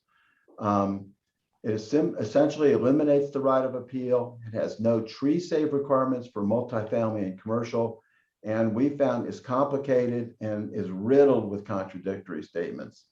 The citizens amended draft will preserve more trees, we believe, in single family and in subdivisions. It will preserve the right of appeal for neighbors. It will include tree save or green space requirements for multifamily and commercial, is much clearer and simple, and has more flexibility for homeowners to remove small trees and give more protection from hazardous trees. We went through page by page, line by line of the city's draft and have made a number of changes and improvements and clarifications because of a number of reasons, including all the contradictory statements in it. So what can you do to help? A couple of things. One is approach your council members, particularly the committee chair, Matt Westmoreland, to support our draft. Our draft was introduced in April into council by council member Bond. So the council has two versions to vote on, ours and the planning department's. And we also urge you to tell council members to support only allowing higher density and trade for affordable housing units, not the blanket rezonings. And we also have a letter we'd like to present to you, Debbie, for your NPU's consideration as a letter of support to sign and send to council. Okay. And there's some more information. You can go to cityintheforest.org there, the second line there, and links to council members is the first line, and then our contact information is below. Okay. Great. Are there any questions for Howard? Yeah, I do have one. Debbie, Okay. Howard, what is a non-priority tree? A non-priority tree would be a tree that, there's a couple of examples, but one is as trees that are not native. This is an urban forest, and what's best is that we're planting trees that are native to our ecosystem. Why do you ask that question? Just curious. That's the only description of non-priority is non-native. I can get back to you on that if I can. Can I get your contact info? Yeah. Okay. Can you leave it for him in the chat, please? Any other questions? Jack White? Councilman, you're making some really good arguments that I've been trying to follow this and substantially agree with you on many points. So what is your estimate of what City Council will do at this point? I know that's a critical question. If you thought this was going to pass 15-1, you probably wouldn't be down here. So what do you think? What do you think is going to happen? Well, that's a good question. I wish I could tell Hang on, you. I'd like to elaborate on it so I don't have to interrupt you again. Sure. Which council members are likely to support it? I'd appreciate your best estimate. I'm not asking you. I'm curious because you're going to get support here, and personally, but we know there's substantial opposition to the planning to this plan among developers, and we know that the planning department. Right. At one point, Mr. Keene had a tremendous amount of influence, and I think we already know and are going to see further tonight. His influence at the moment is not dominant with council, and and the mayor, to my knowledge, is never checked in nor checked out of this issue. So, what's your estimate, sir? A good question. As you may be aware, the council has scheduled consideration of this ordinance in both the committee and then, of course, in the full council several times over the past year and a half, and the can keeps getting kicked down the road. And throughout this process, we've spent a lot of time with various council members. We've invited them all to go out in the field with us and show them what we're seeing and show them how the current and the proposed ordinances have and would fail, and how ours will succeed in saving trees while yet still allowing balanced development. And several council members joined us on those field visits and found it very educative. But what's happened in the intervening months is, while we haven't been able to get in to see the council because they're so busy with all these other issues, it seems like the development community has continued to meet with them. So it's a bit of a mystery. I mean, to be honest, we are at this very moment working to schedule meetings and with council, and what we're being told is wait, because we've got the CDP and these zoning things, we can't deal with this till we put that aside. Yet we're being told they want to vote on the tree ordinance this session. Well, that leaves about 2.5 weeks in November because you got Thanksgiving and you got Christmas. So we don't really know. That's one of the reasons we are doing this final push, Jack. Now we're, I've got 3 other meetings this week with NPUs. We're talking to all the NPUs this month. We're asking for you all to sign a letter of support. We need you all to let council know because, frankly, I don't know how much they remember from what we told them a year ago. They got a lot. They have so much to deal with every day. I know that's not a great answer, but that's the best answer I've got. And we're really depending on NPUs and citizens at large to let council members know how important this issue is. Because in the final analysis, Jack, our proposed ordinance is not anti-development, it's pro-balanced development. And we've met with developers and builders throughout this process. And we have a number of people who think what we're proposing is very reasonable and very doable. When they take the time to understand it, they get it and they're for it. Jesselyn Rogers, you have your hand up? Yes, thank you. One question I had is you mentioned affordable housing and using affordable housing support. You said support only allowing higher density in trade for affordable housing units. How would you define affordable in this case? Affordable for whom? Well, we're pretty much, Jesselyn, just responding to the city's proposals or the ones presented by Mayor Faroki. And I believe they're looking at 80% or 60% of AMI. So it's less that we're pushing a particular income range, but more, or AMI, but more looking at this idea that of blanket zoning, of blanket upzoning that takes away community input and doesn't necessarily have an affordable housing requirement. I mean, it would even allow someone to buy a lot within a half mile of one of these MARTA stations, clear the lot, take all the trees down and put up a big single family home. It wouldn't prevent that. And we're saying that makes no sense. We want more affordable housing. We support that, but tie this ability to go to higher density with the requirement that if you're going to do a higher density development, you've got to put affordable housing in. However, the city or by consensus, you know, NPUs and city government work that out. So, you know, what do you think it should be? 60% or 80% of AMA? I think that issue is not what we're contesting. Okay.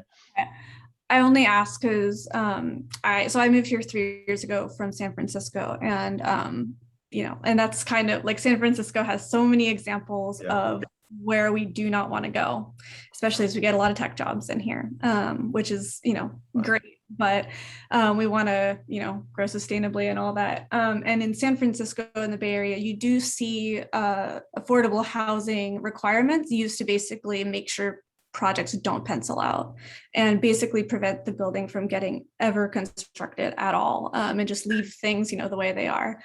And retain the housing shortage. So my question, the reason I bring it up is, you know, when we're talking about affordable housing, like we love affordable housing, but we want to make sure the thing gets built. Sure. Absolutely. And I'm also, you know, I'm in my condo. This is a 28 unit building. We have about a dozen trees on this property. So we have, you know, so there's lots of examples of multifamily housing can involve trees. We have 2 buildings with trees in the front, trees between the buildings, trees in the back, trees on the sides. So, you know, I just personally, not as a member of the Civic Association, of the Virginia Highlands Civic Association, but just personally, you know, we really need density here. We really need to add housing. We're not opposed to density. With money are coming in. Okay. Sure, that was said, and that, yeah, affordable housing needs to be used to bring people in and make sure the building actually gets built. And yeah, so thank you. Thanks. And as much as you live, as great as it is that you live in a development that has trees, probably many of us on this call can think of developments being built around Atlanta where they've taken out all the trees. And it's not just about canopy and the cooling effects and the climate change mitigation effects. It's also stormwater. And we have a flooding problem in this city. It's not going away. And who's going to pay for the stormwater, for upgrading stormwater infrastructure and for the damage, the irreparable damage to the streams inside the city? You can see banks all over the city where the trees are falling in because the increased flow during rainstorms is scouring the banks and destroying all the plant material and exposing all the tree roots. It is a growing problem, and just cutting down more trees isn't, you know, we have to figure out a better way. Howard, we've got one last question. Grayson Forster? Yeah, the 25-foot setback. Oh, it wasn't about that. I was just wondering when you mentioned how like MRMU would still allow, you said like basically clearing the lot for a large single family home. How do you think the like I guess the inversely proportional lot coverage in terms of number of units would work to prevent that? Would it do anything? Because I remember I think it was like 1 to 4 units you could have like only a 55% lot coverage. And then the 75% y'all mentioned in your study, that was only retrofitting existing buildings. The 65% is for new buildings. So I'm just wondering what you think about that and if that would even work whatsoever. You know, I'd kind of like to hold off on answering that question until we get to the discussion of Z2174, which is towards the end of the agenda. Because I think the planner will probably have a better, might be able to give you a better answer. Well, isn't this the ordinance that like all the MPUs are signing? So I just want to make sure it's like thorough. Right, that is an ordinance that all the NPUs are voting on. It's different from the CDP ordinance. There's actually 3 things that are chugging through council that MPUs are weighing in on. One is the tree ordinance. One is what we're calling the Faroki legislation, which includes the MRMU, ADU, and removal of parking requirements. And then the third one is the CDP. And those other 2 pieces are on our agenda towards the end. Okay, thank you. Okay, I don't want to blow off your question because it's an important one. I think. You're right, Debbie, and there's some interconnection between them, which is why we brought some of these topics up in our presentation. It's complex. That's right, Howard. That's right. So if you're okay, Debbie, I know you need to move on. I would like to send you our letter in the next few days for consideration. We're urging NPUs to all sign our letter of support. Okay, so our NPU does not operate with a board where we can consider that between meetings. We need to do that. Here is, how long is the letter? It's about 3 pages. Oh, We're yeah. working on a revision. Is there a deadline when it needs to be submitted? Well, if we knew when the council was actually going to take it up, I would say yes, but I would say by the first week in November. Okay, so because they're trying to deal with the CDP. They've got to deal with that by 31st, right? Right. And Yeah. what we've heard is, well, we're going to take up, this ordinance, your ordinance next. So that's all we know. And briefly, what is the content of the letter? Well, in some, it's to urge council members to vote for the amended draft instead of the planning department draft, and it provides some background and rationale for that. Okay, that's about 3 sentences. What kind of detail is included in it? Well, I'm trying to be brief because I know you wanted me to end. No, I know, and I'm trying to get a handle on what's in the letter so that it may be something that we can endorse tonight. Yeah, I mean, you heard a lot of it in my presentation, but it goes into some more detail that basically the city's draft is not going to result in any reduced trees. It's and then we detail a number of other shortcomings of the draft and talk about how our draft addresses all those issues. And is your draft editable so that if we wanted to make some we can send you the Word version. I mean, yeah, that would work. Yeah, Okay. maybe you want to take some things out or something, that would be up to you, but we hope the bottom line conclusion of it you would support, which is right. The city is going to be a lot better off with our draft. Okay, so let me ask the folks that are present here, what is your sense? Is that something that you would like to endorse? From a Piedmont Heights perspective, we would strongly consider endorsing it, but certainly we can't endorse it without having read the letter in detail. And I don't think that's going to happen on tonight's call. Would could we endorse it in concept and then have several people read through it and make recommendations for any edits that we feel are inappropriate. Okay,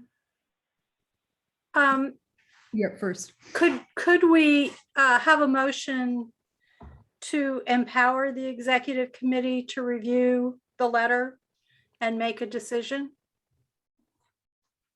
Yeah, I think that would be in line. Jack? Yeah, I'm distressed by the absence of preparation. Sir, if you want us to endorse this letter, you should send it ahead of time and let us look at it, a 3-page letter.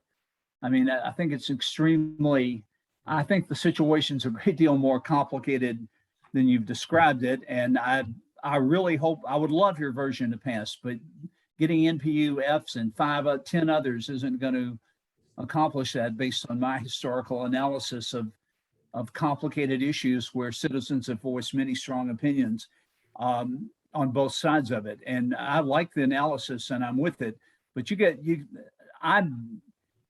I think you should hold it for next month. I actually doubt that this is going to come up to the December meeting. In fact, because unlike you, sir, I think that this is being put off, not because of these other issues, but because this is a hot potato. Well, you're right. They do have excuse me, sir. They do have a meeting in December, which is historically the lame duck session of just before the legislature dissolves, not just in this city, but in this city, has been the one where many difficult motions have passed because sometimes council members on the way out the door are willing to vote for things they won't vote for ahead of election. So I actually think that would be a tactically great move to make. Right. But secondly, circulate it around and make it specific and boil it down and don't tell us, how about some concepts here? I mean, I'm sorry, that's the amateur hour and it's one of the reasons it hadn't gone any further. God bless all your professional work. I know y'all have advocated very hard and I appreciate it, but tactically it's not a good move. Hey, and So John, I'd like to hold it. I'd like him to submit the letter and let's take it up next month and we can support it for the December meeting. And I'll be damned if I think it's coming up before then. I appreciate what you said, Jack, and my only intent tonight was to offer the letter for your consideration, but not necessarily endorse it in this meeting.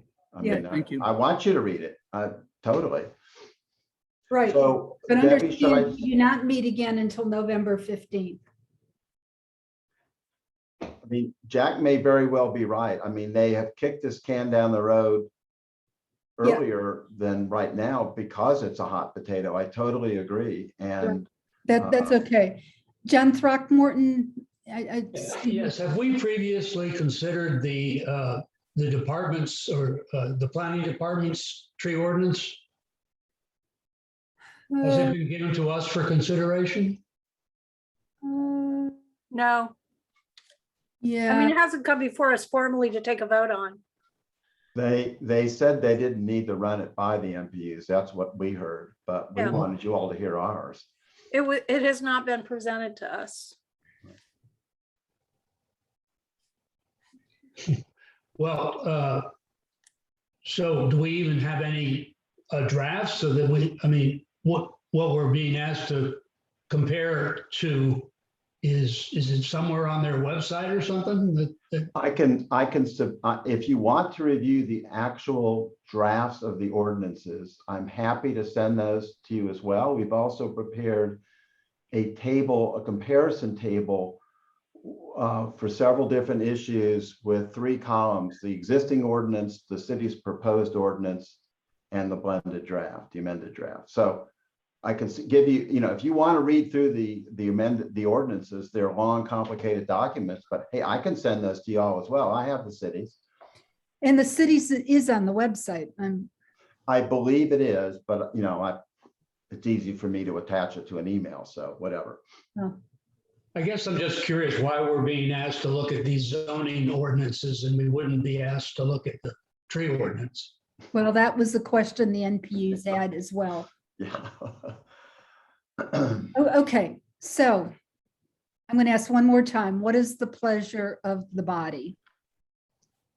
Debbie's Rich. I think it would be a good idea for one, Howard to submit the letter to you, and then you make it available to the NPU through chat or however, whatever means possible. If Howard wants to provide an analysis of the citizens group of the tree ordinances, I think that'd be additional information, and then provide whatever links that could help educate us. And then armed with that information, we come back in November. And if we want to endorse the letter, then at least we have the information. If we don't want to endorse it, then we at least have the information. Second that. Okay. So Howard, you'll provide the documents to me and I'll make sure that they get out to the executive committee and we'll circulate it through our mailing list and verified members. I'd be happy to. That was a motion with the second. All those in favor, please raise your hand.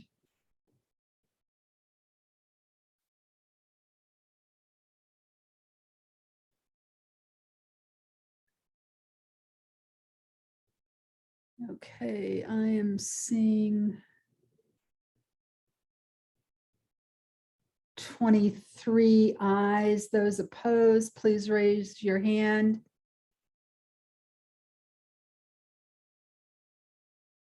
I'm not seeing any hands raised. By a vote of 23 ayes and 0 nays, the motion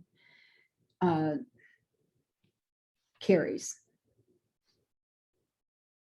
Debbie, what exactly is the action to defer the discussion of this alternate ordinance? No, it's to circulate the memo.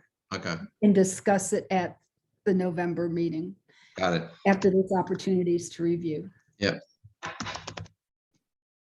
Thank you. Okay. Thank you. And Doug, don't go away because you're next. Thanks, Howard. Thank you.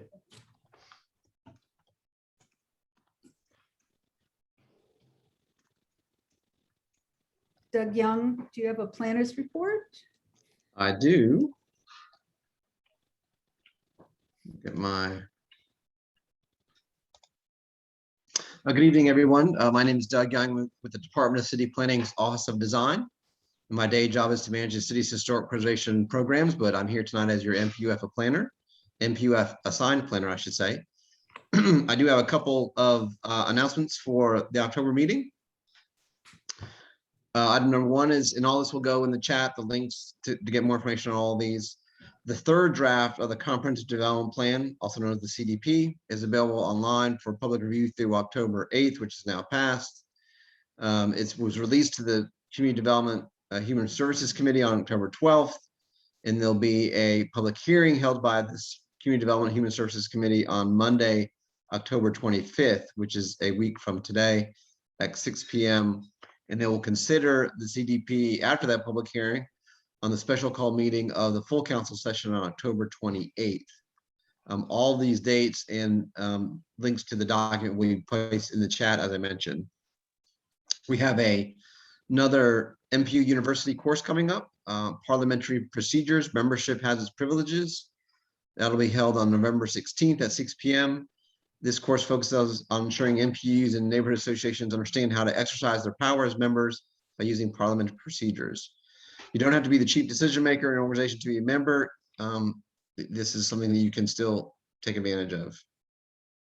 Third announcement is this week is City of Atlanta's Historic Preservation Week. Tomorrow's our second session starting at 10 o'clock. We have feature speakers this day from 10 to 12. And if you go on to the website link that I'll provide in the chat, you can register for those sessions. We have a session tomorrow, Wednesday, and Thursday, and wrapping up Preservation Week for 2021. And then our last announcement is the Department of City Planning will be starting the public process for the multi-year zoning ordinance rewrite endeavor called ATL Zoning 2.0, and that'll start on November 3rd of this year. The project will start with a series of virtual meetings or idea labs, as they've been called, which will provide opportunities for the public to learn about zoning concepts that are potentially shape the future of the city and the new zoning ordinance. Again, there'll be a link in the chat of where to register and learn more about the initial phase of the public engagement process. And those are this month's announcements from the planning department. Doug, so they changed the date of the Idea Labs. The first one I thought was originally on November 2nd. Apparently, my notes show November 3rd here. Okay, good. 'Cause that was election night and 4 NPUs meet on that night. Which might have been the reason for the change. Yeah. Okay, any questions for Doug?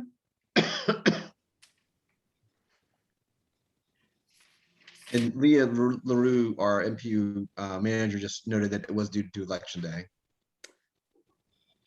Okie dokie. Thank you, Leah.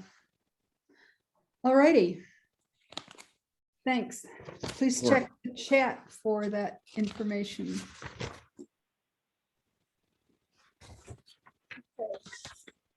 Neighborhood and committee reports, Lindridge Martin Manor. Do you have a report? Just a short one. We appreciate the efforts of Morningside and Piedmont Heights in holding the District 6 Council Forum. I think it went very well, and I hope that this is something that we can do every 4 years. Thank you. Piedmont Heights. No report other than the fact that we did have the district candidate forum, which did go very well. We will also have our annual meeting coming up on November the 7th, Sunday afternoon at the Carlisle on Piedmont Road. Okay. Morningside Lenox Park. Hi, thank you, Rich, for the shout out. And we did enjoy hosting that with our friends in Piedmont Heights. We also had 3 city council president candidates join us at our monthly meeting last week, and it was great to see and hear from them. We had our second of 3 events in our fall content series as well. Now, many of us are closely following the Atlanta Public Schools recommendation to convert the Inman building into a 4th, 5th grade academy for the Midtown cluster. And for anyone who's not aware, there is a follow-up meeting hosted by APS this Wednesday. And we are excited just for all the Halloween activities coming up around the neighborhood. Great, thanks. Virginia Highland.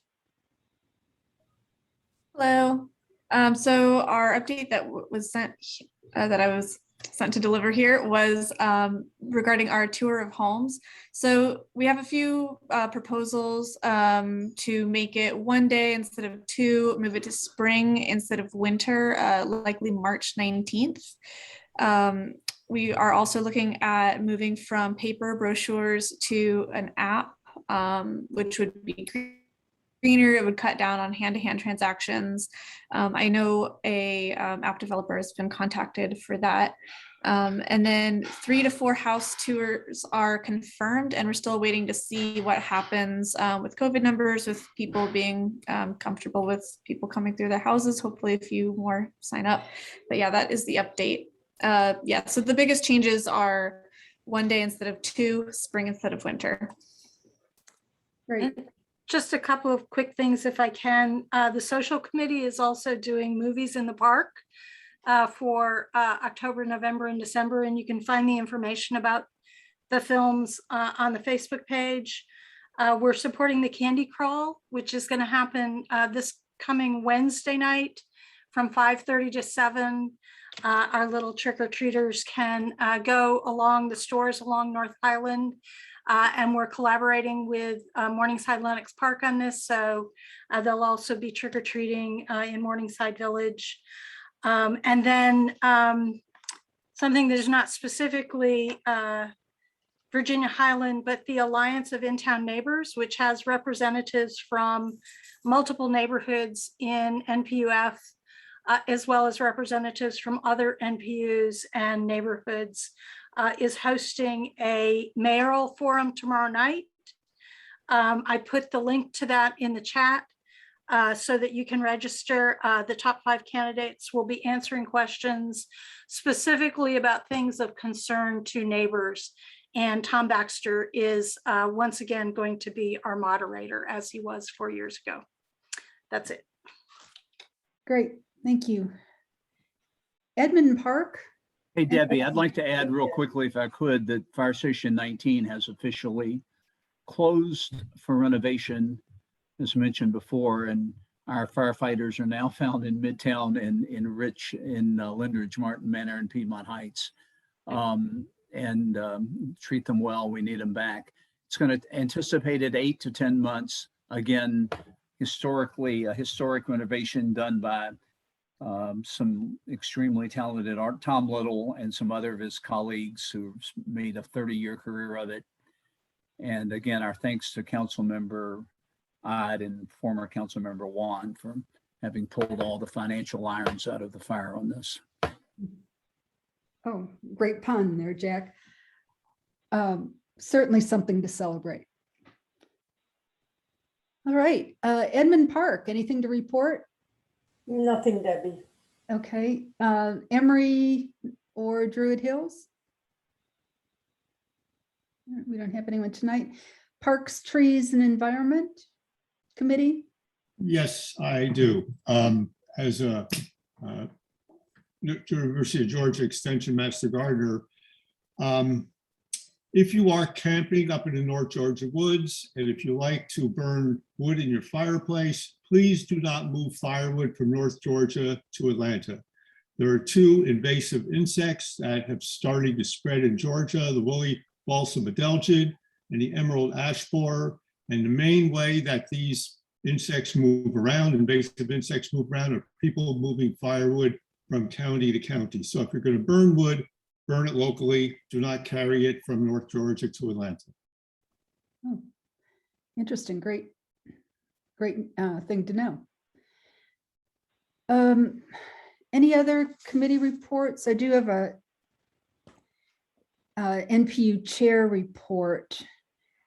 Just a reminder that NPU-F is going to continue to meet virtually through the end of the year. Our attendance seems to be higher and our meetings are running more efficiently and folks are showing up earlier, which are all good things.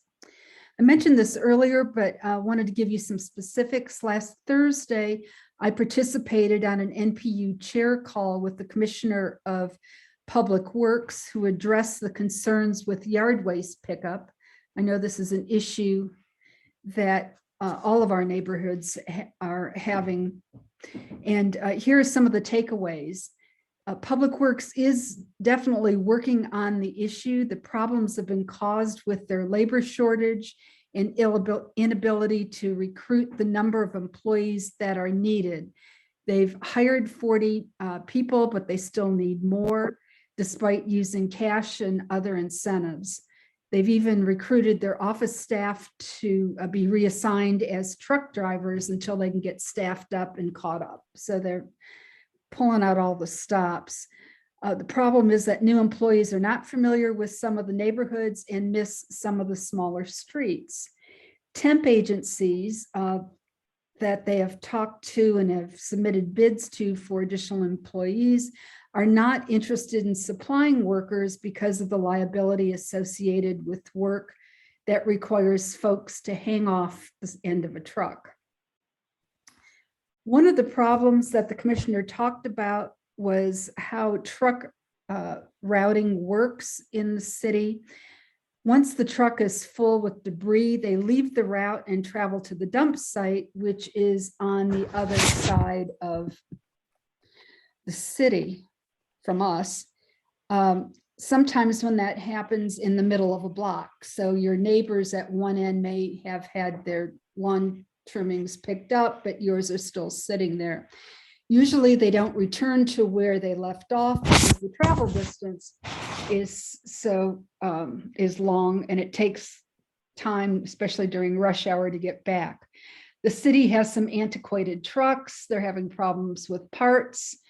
Their systems are out of date and the processes that they're using are antique as well.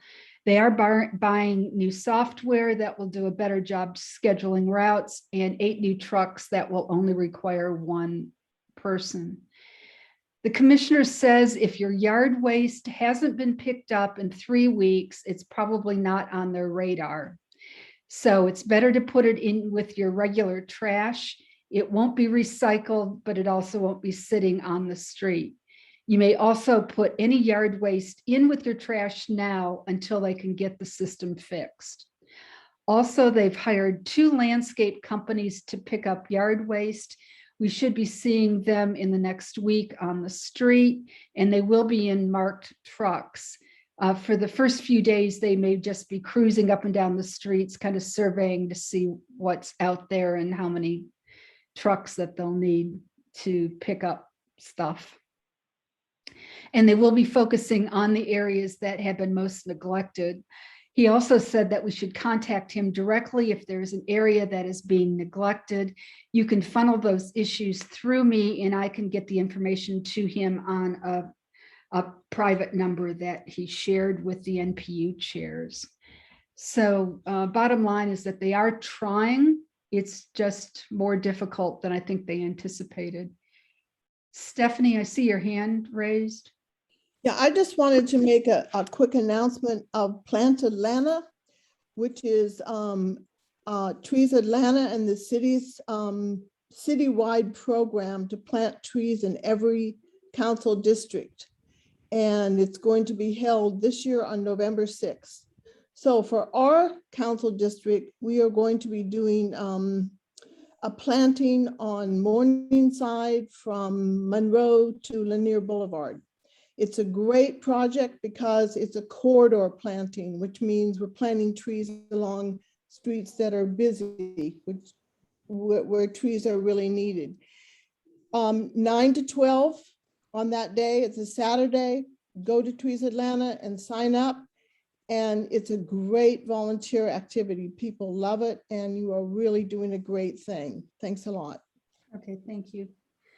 I just wanted to also mention, because I'm kind of required to, give you an APAB report. APAB's the Atlanta Planning Advisory Board, and our NPU is one of 25 NPUs in the city. That's our umbrella organization. We had an excellent presentation on Saturday by Shannon Manigault. She's the new city's Inspector General. She's well experienced and not afraid to do her job. So I think we're going to see a lot of good works coming out of her office. We also had a presentation made by Activate Atlanta, the Parks and Recreation Master Plan, and that'll be ready for public comment. I believe it's going to be this week. We should have a presentation at our next meeting from the parks to tell us about that. I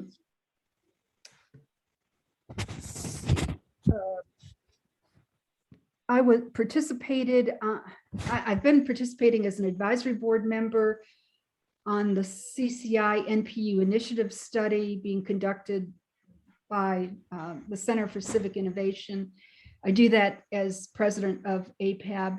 They're currently drafting their final report and slipped in a couple additional recommendations that previously hadn't been introduced, much to my anger. I was also asked to be on a call with Commissioner Tim Keene, Chief Operating Officer John Keene, Matt Westmoreland, and Deputy Commissioner Janet D. Sidifal to talk about next steps.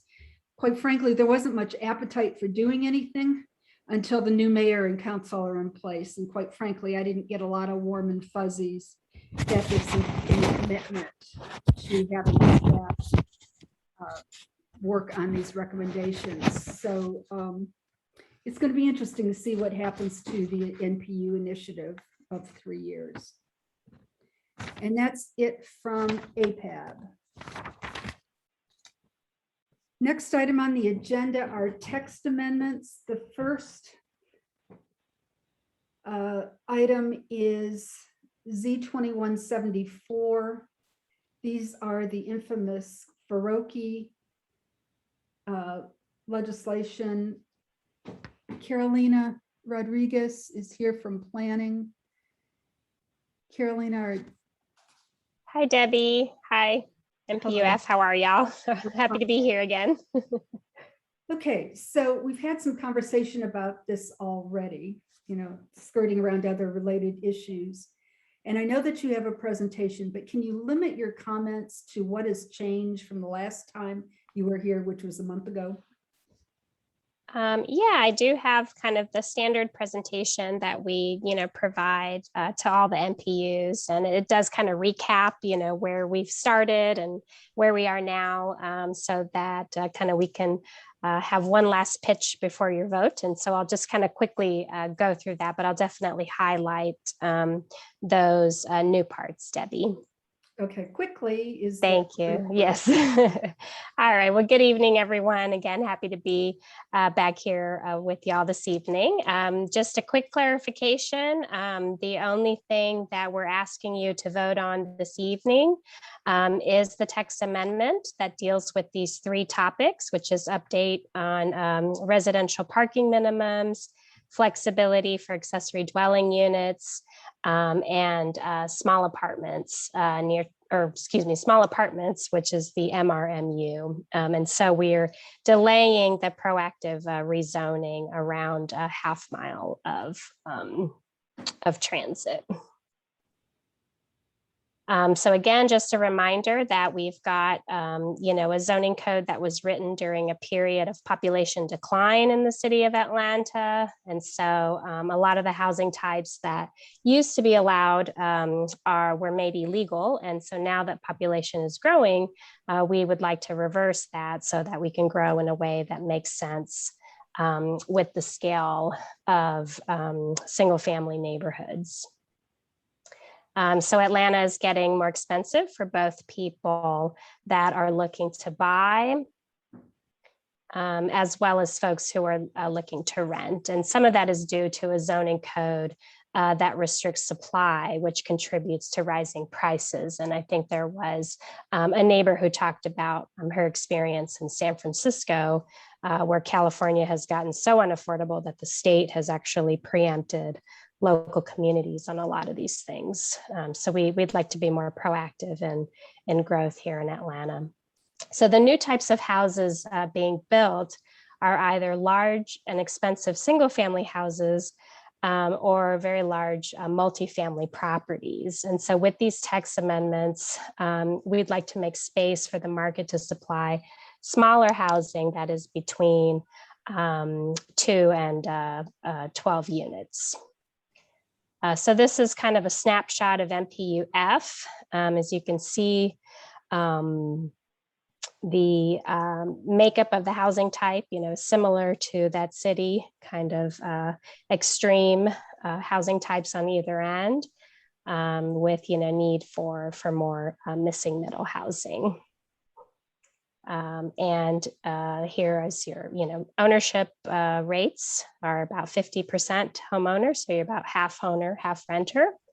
And there's your median household income as compared to the city. So we want zoning that makes it possible for neighborhoods to keep this variety over time. We want zoning that makes more room for homeownership. And we want zoning that allows for the market to meet housing demand so that we can use public subsidy for those that need it most. And zoning reform is one of the key ways to address housing without public subsidy. And again, just a reminder that this is part of a variety of strategies that we're using to address housing affordability, including inclusionary zoning, property tax abatements, developing affordable housing on public land, and a lot of other things. So again, you're familiar with one of the concepts or the proposals, which is to reduce residential parking minimums. And then again, that is because it contributes to increases in the cost of housing. And we also think this, could potentially address the concerns about elimination and reduction of the tree canopy. Let's see, so nothing new here. This is pretty much remained as is. So the accessory dwelling units, as you all know, trying to create a little bit more flexibility for homeowners to be able to build this housing type. And we're really seeing in other cities that are more advanced in ADUs is that most of the folks building them are, homeowners, and a lot of folks just using it to provide housing for families. And so the main change from what currently exists is that we would allow attached accessory dwelling units. So an attached ADU allows for the reuse of existing space in a house to make another dwelling unit. So that is just another type of ADU that's currently not allowed, that the proposal would allow for. And then the other major component is the for sale option. And so that's to allow for easier financing of ADUs. And we'd like to use a tool that already exists for duplexes called the zero lot line. And so the zero lot line allows the lot to be divided for ownership and financing while maintaining the development controls of the parent lot. And again, it's about creating a variety of housing types, more housing, but not just for rent, but again, allowing for ownership opportunities. The other thing we're proposing is providing stricter controls for MRMU. So this is a zoning class that currently exists, but it hasn't been performing very well. So the types of changes we're proposing would include, the requirement for affordable units. It would provide controls for size and scale, and allow for configurations of multiple small buildings like courtyard apartments and cottage courts. And so the major changes to MRMU are that, it currently is from 4 to 12 units. So we would actually downzone the as of right to 1 to 4 units. And it does include a density bonus, which is our tool to get affordable units if an owner would like to go past 4 units. And so if they build up to 8 units, we would get 1 affordable unit. If it's rented at 60% AMI or sold at 80% AMI. And if they built up to 12 units, then we would get 2 affordable units.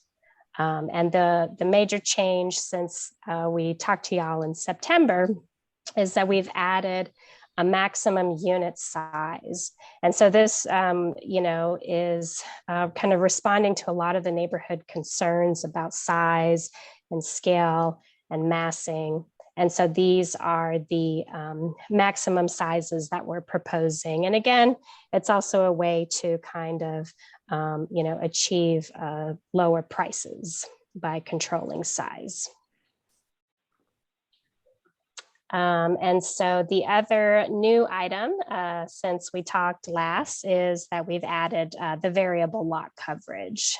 So lot coverage at 55% for 1 to 4 units, 60% if they go up to 8, 65 if they go up to 12, and a 5% preservation bonus if an owner preserves a building that is 50 years or older. So again, these are some tweaks that we've made, again, trying to really respond to a lot of the community concern that we have. Another thing to note is that MRMU does keep the 35-foot height limit, which is the same for all of the R1 to R5 districts. So just a reminder that the proactive rezoning vote is delayed.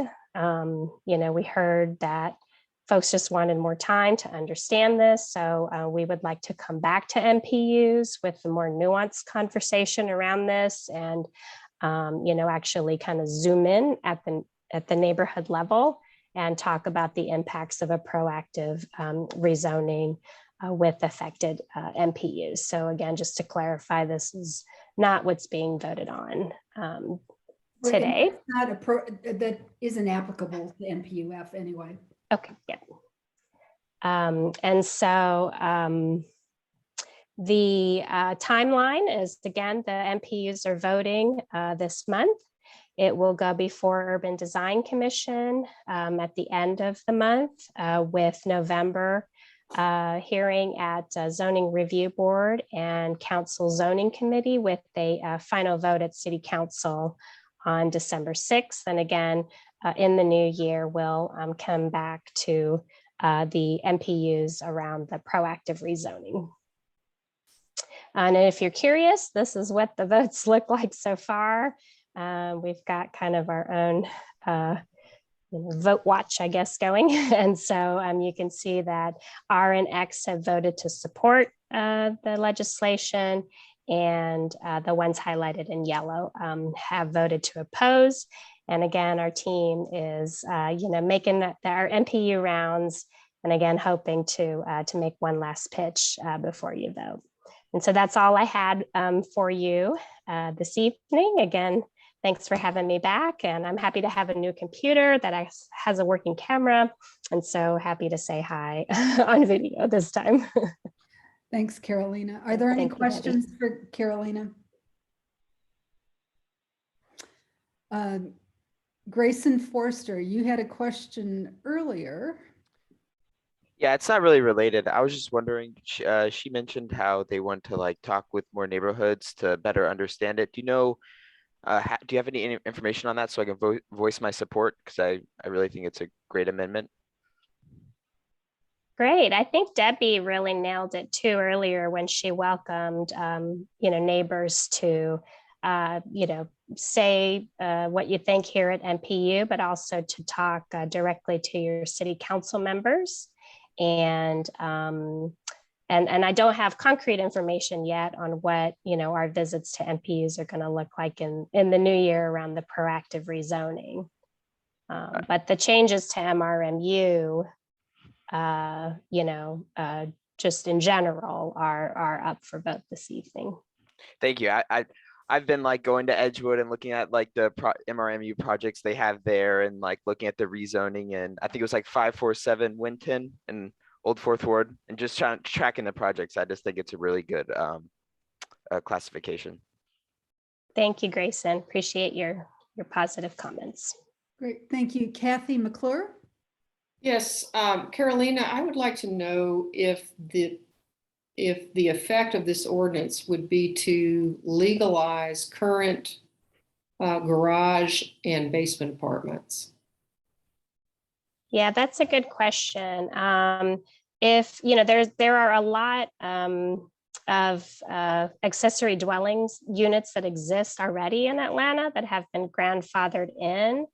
And so, I think this legislation would affect, new construction or new permits. Okay, so if you have a garage apartment that's been in effect for what, X period of time, those are considered grandfathered, is that correct? That's my understanding. So they're the equivalent of an ADU.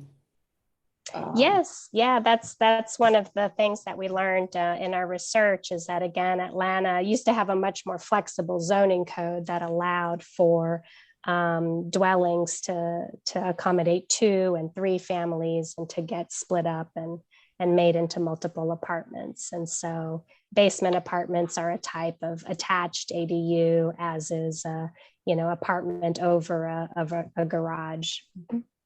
Thank you. Thank you. Carrie Aiken? Thank you, Debbie. Carolina, I understand, Jen, from what you're saying is that the half-mile Faroki proposal is simply being postponed rather than just dropped. And correct. I was hoping to vote against it tonight, so I'm a little disappointed there, but I'm also a little bit taken aback that by the implication that only NPUs that are within the half mile would care about this. I think gives the wrong impression. And I guess I don't understand why you would disenfranchise people from opposing this by their lack of proximity. I just want to make sure that we're clear on what we're voting on. The proactive rezoning for MRMUs around the MARTA stations is a separate ordinance, and we are not voting on. First of all, it's not applicable, but it's not. But in the ordinance that we are voting on, there is an MRMU zoning district and regulations that is built into this legislation. There is that component. And I believe that it does address proximity to MARTA stations. So there is a component to it. But just to be prudent, it would be wise to oppose this. I guess is my comment. Thank you. Thank you. Thank you, Carrie. I'll just say that, you know, when we go back to NPUs for the proactive rezoning, you know, my understanding is we'll still need to visit with all of the NPUs. Mm-hmm. Oh, great. Ray Conlon? Can you hear me? Yes. Go ahead, Hey, Ray. I think that was my point too, was that whether it may or may not affect NPU-F now, it could in the future if it's related to transit stations, because if there is ever any transit on the Beltline or anything like that, then it would automatically affect NPU-F, at least in some parts. So just wanted to bring that clarification. Thank you. Yeah, I don't want to get too much into the proactive rezoning because that is not what you're voting on this evening, but we did, you know, from the time we had introduced it, you know, to recently, we did include language to focus it around existing stations, because we heard a lot of folks, you know, worry about what the future would bring. But that, again, we'll circle back when we talk about that more later. Yeah. I have a question, Carolina, and then I'll turn this over to Jack. I read in an earlier document, maybe 2 weeks ago, that short-term rentals would not be allowed in ADUs. And now I can't find the reference in any of the materials. So has that changed? No, so my understanding is that there is a separate ordinance that is proposed that will govern short-term rentals such as Airbnb. And my understanding is that one of the features of that proposed legislation is that it would, you know,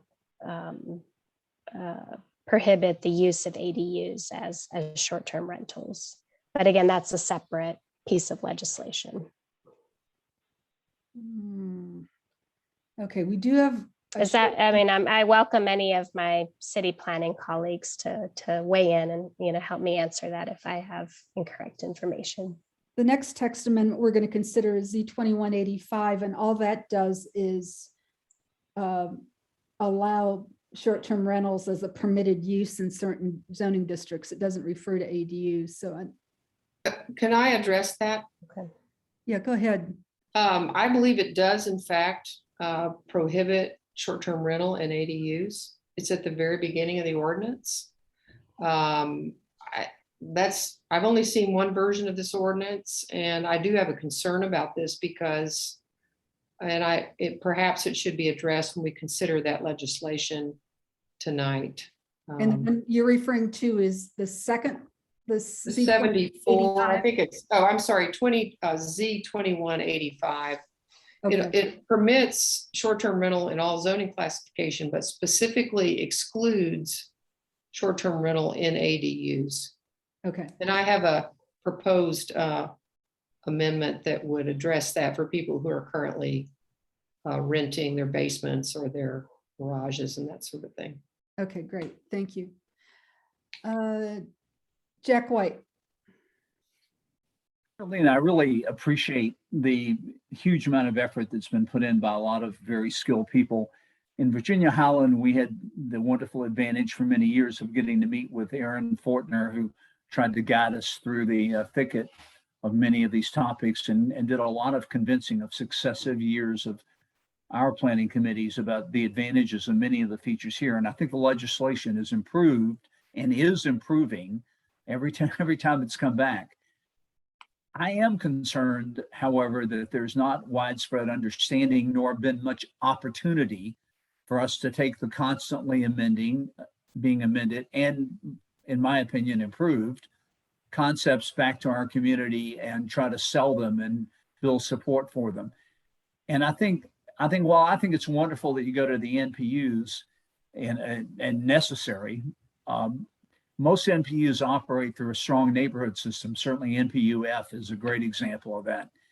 And there's not a neighborhood in this group that doesn't have an active functioning planning committee and folks beyond the ones you're seeing here tonight that are interested with questions and that we don't respond to.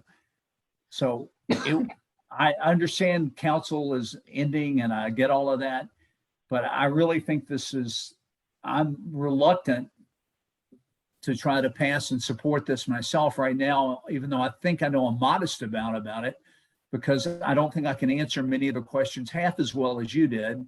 And I wish we had a one-pager back and front trying to illustrate this with what Aaron did for us. I understand we paid Aaron money and he did it for us. He went around and took pictures in our neighborhood. This could apply here. This could apply there. This would not apply here. This will not solve this problem. It will solve that problem. But that really enabled us to build a lot more unanimity on this point among at least the people who showed up to talk about it.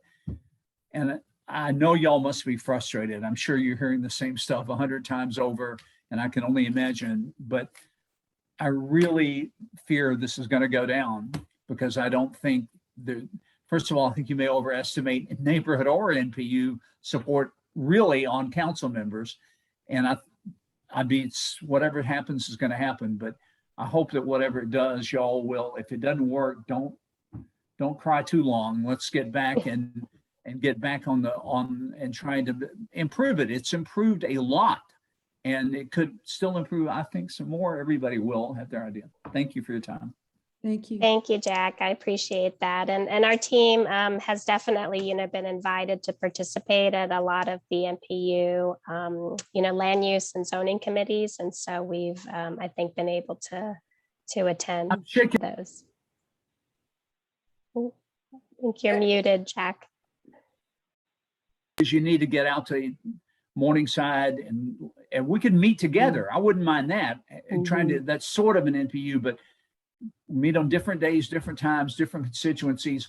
You get the material out. Let's push it and let us push it. We will push it. Some people won't like it, but we will push it. So thank you, ma'am. Thank you. Thank you. Nancy? So just a couple of items. Could you please clarify the impact to R4 zoning from this proposed legislation? And it is, I believe that we are voting on that this evening. The legislation that has an impact to R4 zoning, which is applicable to most people on this call. And then secondarily, sort of related to what Jack had to say with regard to having better knowledge about this legislation, is there a reason why the vote in its entirety is not being pushed to 2022? For no other reason than we are in an election cycle right now, and it's such an important legislation that it would be ideal to have people with a very vested interest in it to be voting on it. Sure. As far as the timing, I guess, for lack of a better explanation, those are leadership decisions. And so, that is what the leaders have decided as far as the timing for how we bring these forward. And so we started in July, into July, August, coming to NPUs. And so this is our third, month. Coming around to give presentations, to provide access to, the Atlanta City Design website that has, the fact sheets and one-pagers and frequently asked questions, and so that's kind of the engagement process that we've had for this round. So all three of these proposals. And then, sorry, Debbie, I think I also need to answer Nancy's question about R4. Right. My understanding is R4 zoning currently allows for detached ADUs. And so the proposal would also allow for attached ADUs. So attached ADUs, the other benefit is that they tend to be less costlier to build. To convert existing space within a large house, for example. And so that is one way that the proposal would affect R4. The other thing is that currently R4 requires one minimum parking space. And so this proposal would change that to 0 parking spaces required. And for MRMUs, that would also be 0 parking spaces would be required. That's correct. They currently require half, 0.5. Okay, any other questions? Thank you. Yes, thank you, Nancy. Is there a motion?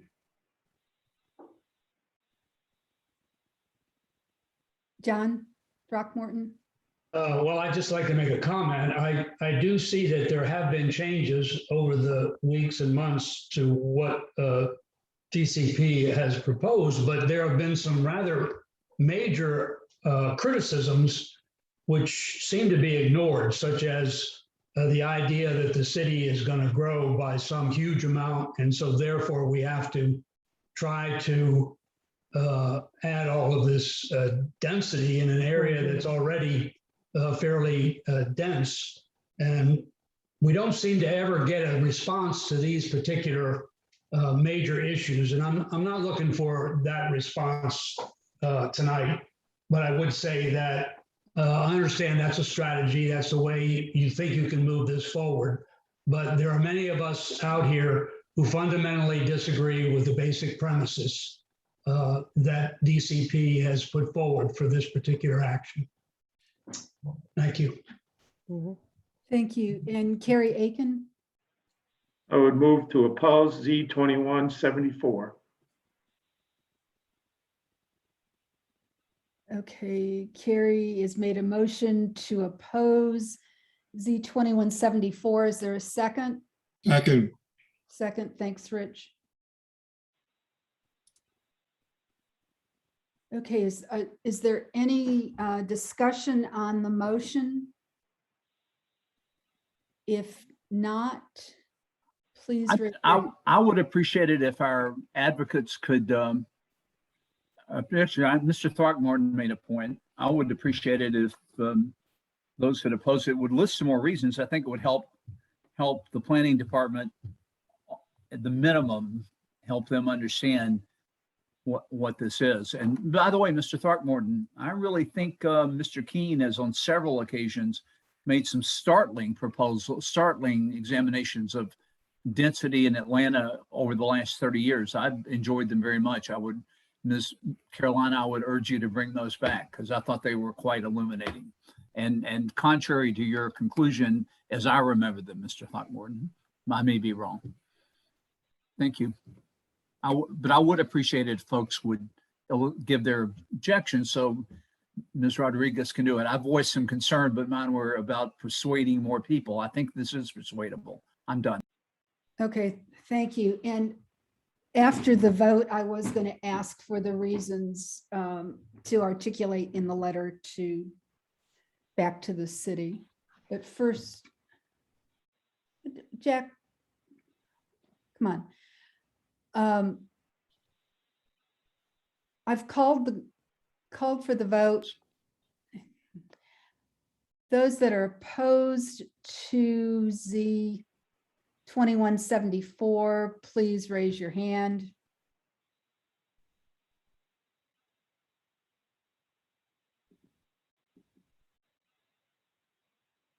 There's one person that has a thumbs up. Thank you for changing that.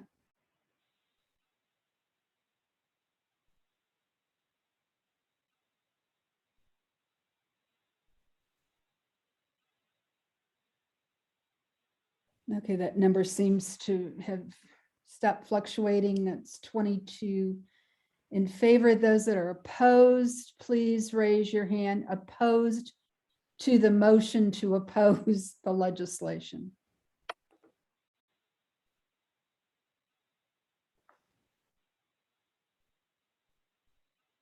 Okay, I see 9 nays. 10 nays. Okay, by a vote of 22 ayes and 10 nays, the motion to oppose Z2174 carries. Now, I would like just a few points from those that oppose the legislation to help me form the response back to the city in terms of our opposition. Does anyone have anything that they'd like for me to include? Yeah, Deb, I think one of the things that Jack said in that I think there has to be more work done by the council, I mean, by the housing folks in meeting below the NPU level with particular neighborhoods would be helpful. I think one of the assumptions of this whole thing is that the population of the city of Atlanta is going to triple up to 1.5 million. Boy, I have a tough time believing that. Density, it can go one way or another, but that basic assumption of 1.5 million. And also, I think this approach that this ordinance is going to affect the entire city. I think a more surgical approach would be more favorable than sort of a wide approach. It may work in certain parts of the city rather than other parts of the city. So I think the housing folks should look at that very, very closely. Okay. Any other comments that should be added, Carrie? Rich, I think your comments are well taken.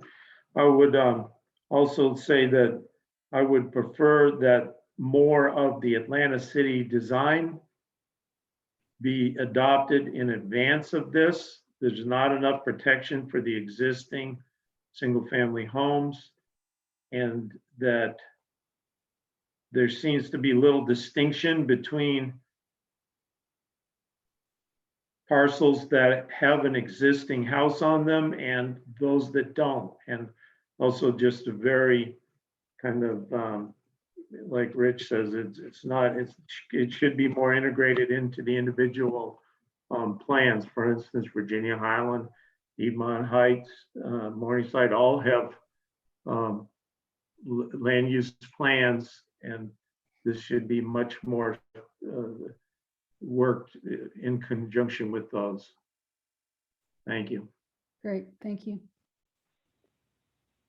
Stephanie? I would just like to say, we heard a presentation earlier on trees and how many trees what percentage of our trees are on single family. And the whole tree save issue has not been dealt with in terms of this zoning. We have been waiting for 3 years for some kind of greater protection for the trees, and this zoning doesn't even begin to deal with that. And we really have to talk about the role of trees given climate change and the importance of trees in our city. So they need to talk about that. They need to, the planning department really needs to deal with preserving trees in relationship to the zoning. Okay. Great point, Stephanie. And Joe Dawsey? Hi, everybody. Thank you, Debbie. And please correct me if I'm wrong, but Amendment 74 is the one that will allow administrative variance decisions to be made by employees of city planning without running them through the neighborhood association. Is that correct still, or have they changed that? That was my understanding, but That's a big no-no for me. Not to just allow a city employee to decide to move a house to 15 feet from the curb without a variance coming through the neighborhood association or an opportunity for us that I don't, I've got confused when two of them were taken off the table and one remains, but that's a strong no for me. Thank you. Thank you. Thank you. Okay, I didn't see any other hands raised. Oh, Linda Aaron.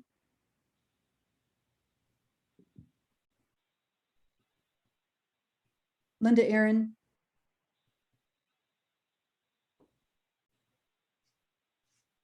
Okay, I'm going to move on to the next ordinance, which is Z2185.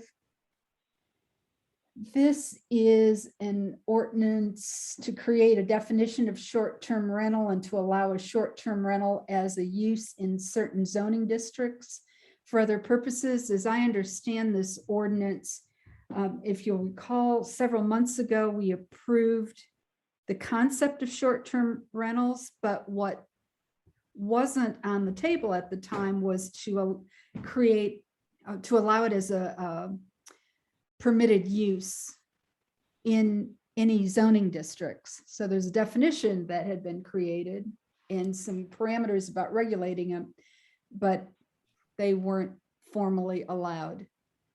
Doug, did I get that right? I believe you did, yes. Okie dokie. So does anyone have any comments about this legislation? Z2185. Kathy McClure.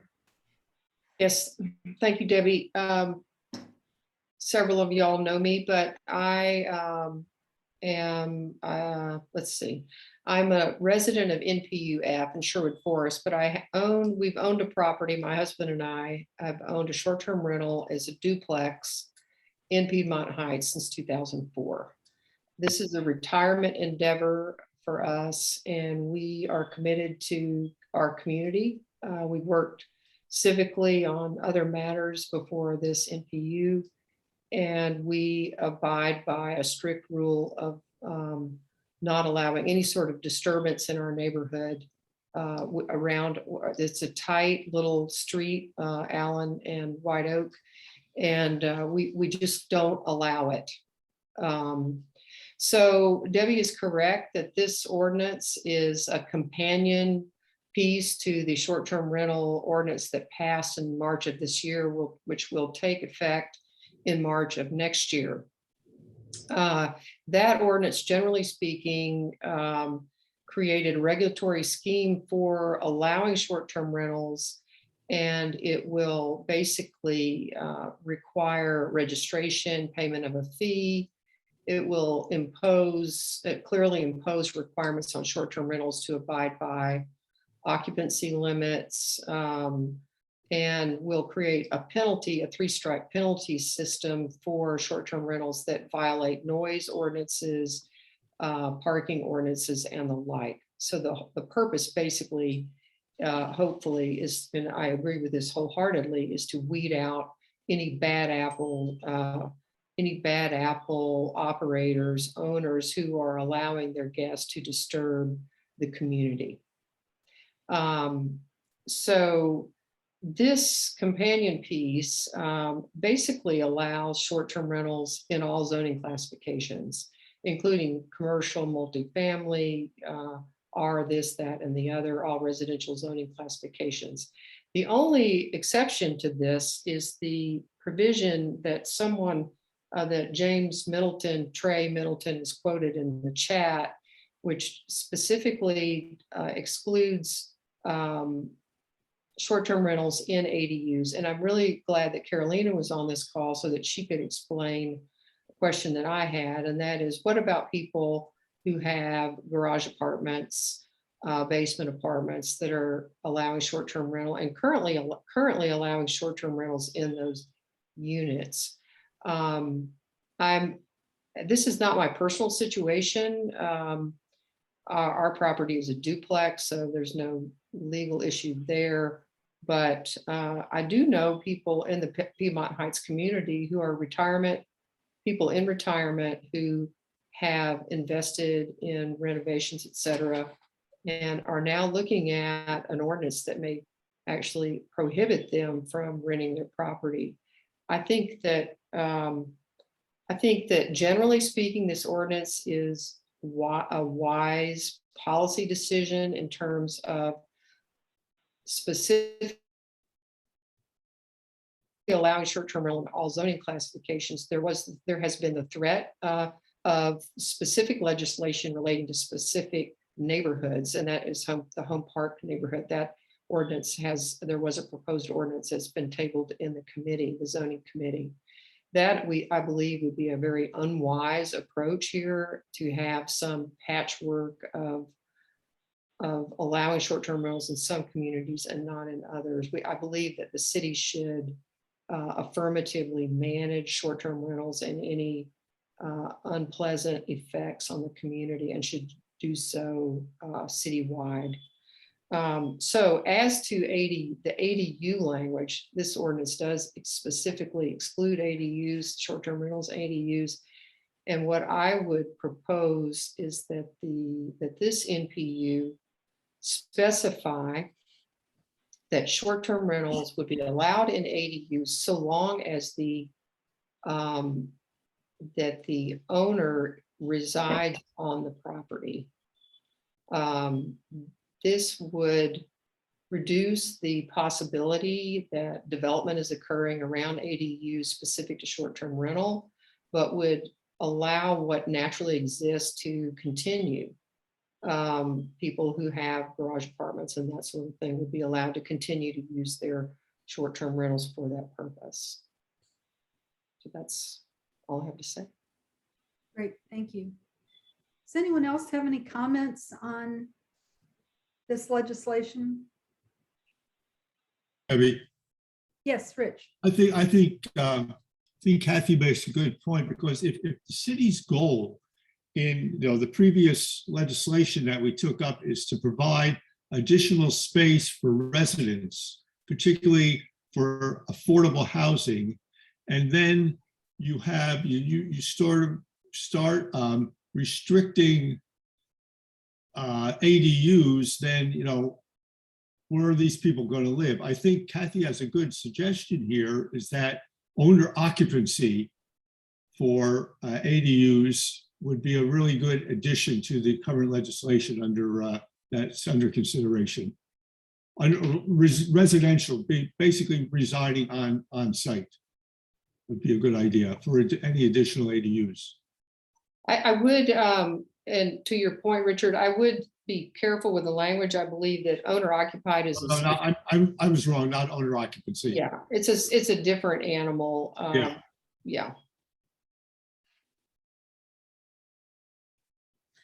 So I was taking notes, Kathy, as you spoke, but I'm not sure that I got the language right, if it needs to be very clear.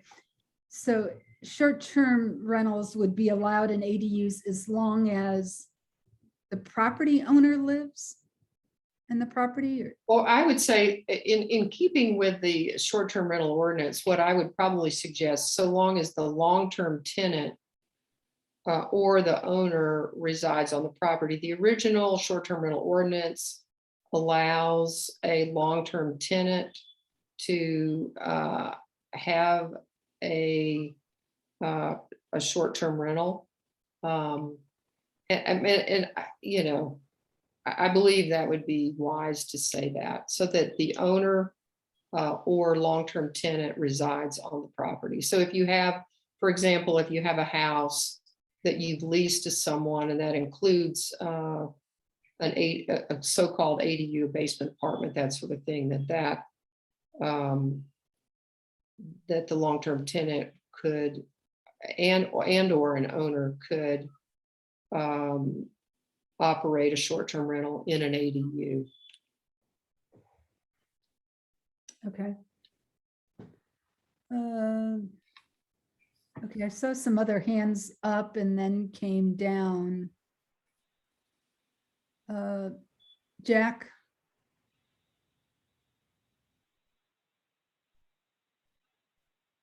He's muted. Yeah, I know.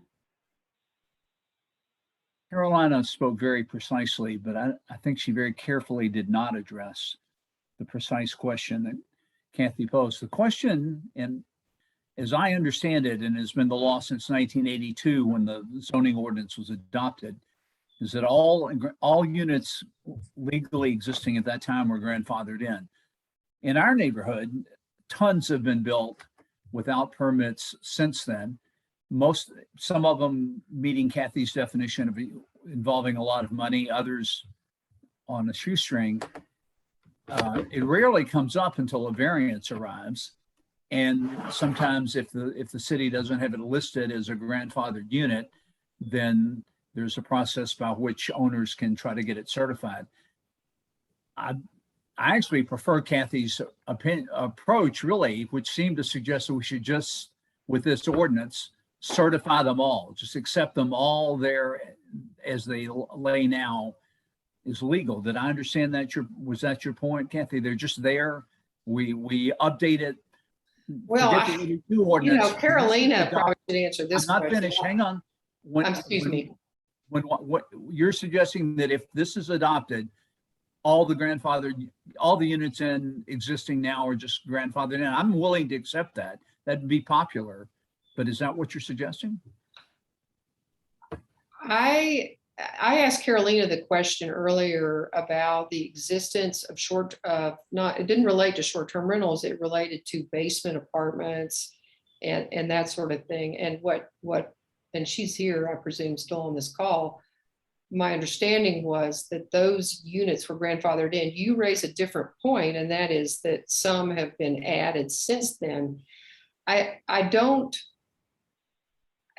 really don't have the bandwidth to address expanding it to any existing non-legal, supposedly non-legal use. What I would say is that if it's an ADU under the existing code, considered an ADU, if you have a garage apartment, it's been in effect since whenever, is legally required to operate it legally, then you would be allowed to operate a short-term rental in that unit if it's a legal use to begin with. That's what I would say, but that's how I think it would be interpreted based on the language that I proposed. But Jack, I don't really, that the broader issue you raise about basement apartments and all that, is this new text amendment going to, bless all those? I didn't hear Carolina say that. I think what I heard her say was that was a grandfathering that occurred quite some time ago.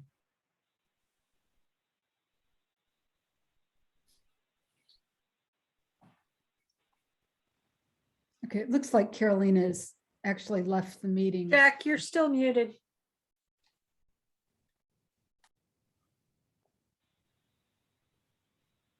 The vast majority in Virginia Highland has occurred well since 1982. Most of it very successfully, most of it with many properties sold and now accepted.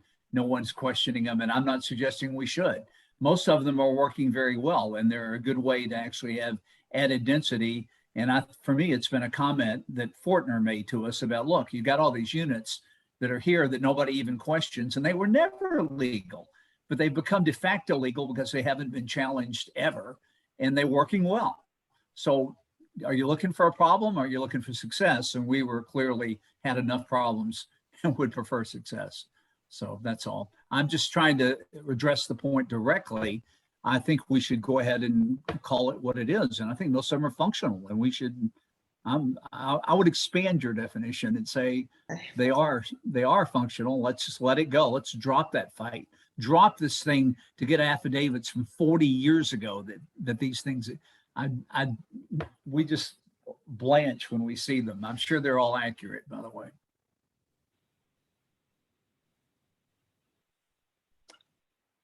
Yeah. So I'll support your motion, I think. I mean, let's go for it. Let's bless them all. So I don't believe we have a motion on the floor. Does someone want to make a motion? Well, I'm happy to make it. Jack, why don't you make a motion? Because, I don't know that No, it's your language that is one key to it is that you need to define what a long-term rental is. I think that's all. Well, short-term rentals are legally defined under the new ordinance that passed in May as a rental of 30 days or less. So that as long as a long-term occupant was there, that's what I was asking you. Oh, okay. Yes, a long-term tenant or an owner. So how do we word this motion? Do we first have a motion to support and then Kathy suggests her amendment? However you guys feel it should be handled from a parliamentary point of view. I got one quick question. Can we make a motion to approve the zoning recommendation contingent upon removing the requirement for ADUs being restricted?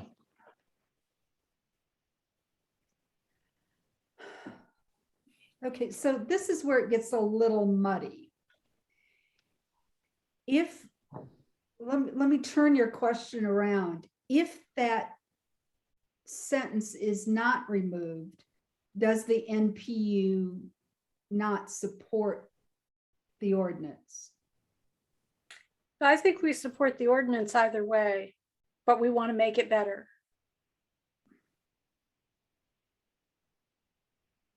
Do you agree, Kathy?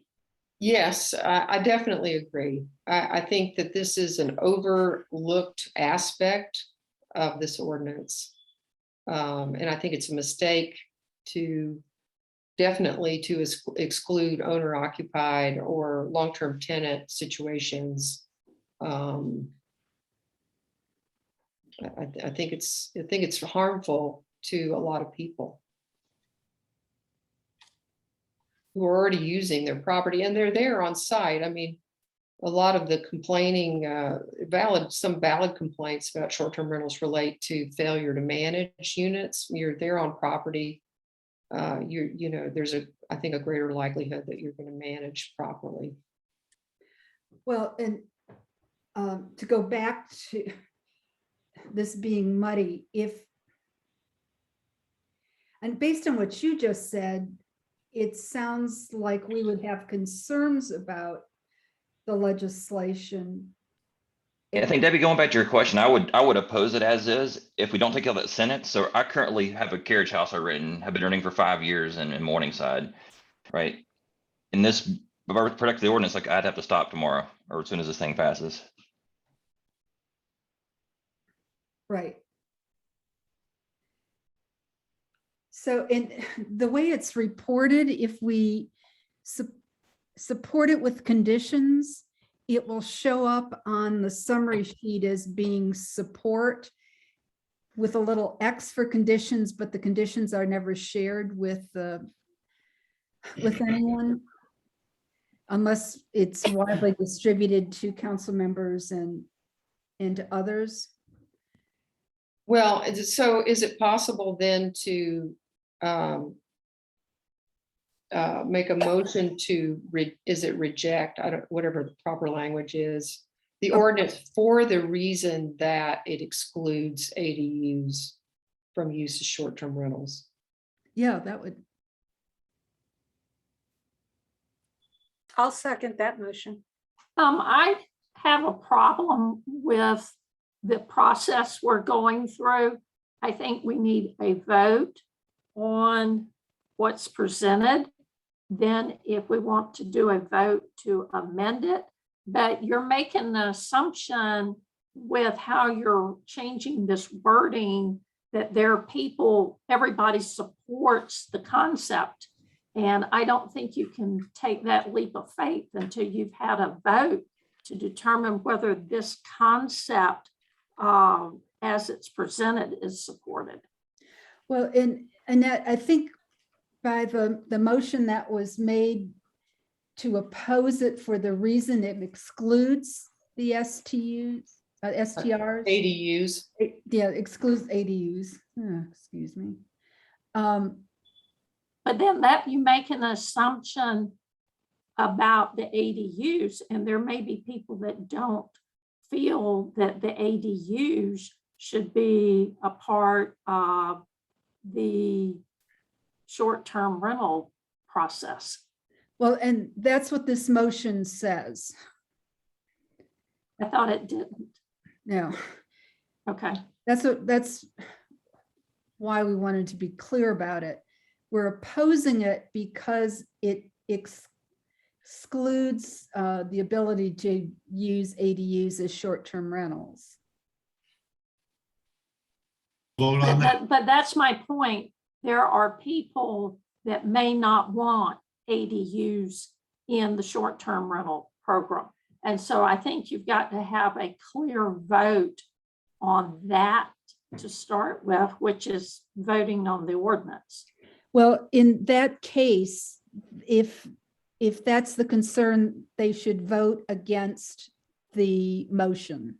Yeah. Okay. Okay. Yep.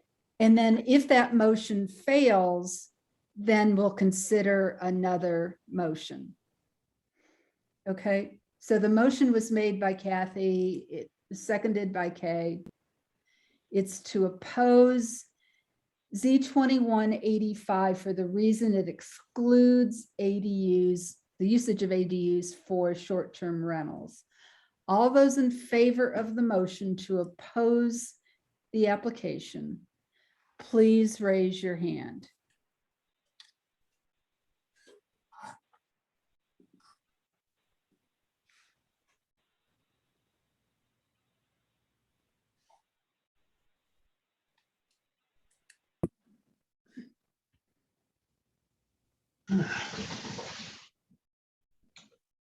Okay, someone needs to mute. Okay, I see 17 ayes. Okay, those that are opposed to the motion to oppose 72185, please raise your hands.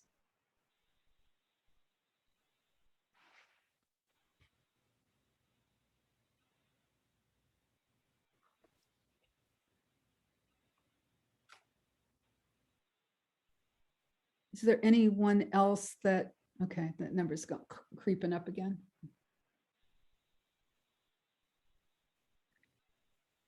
Okay, it looks like there's 6 nays.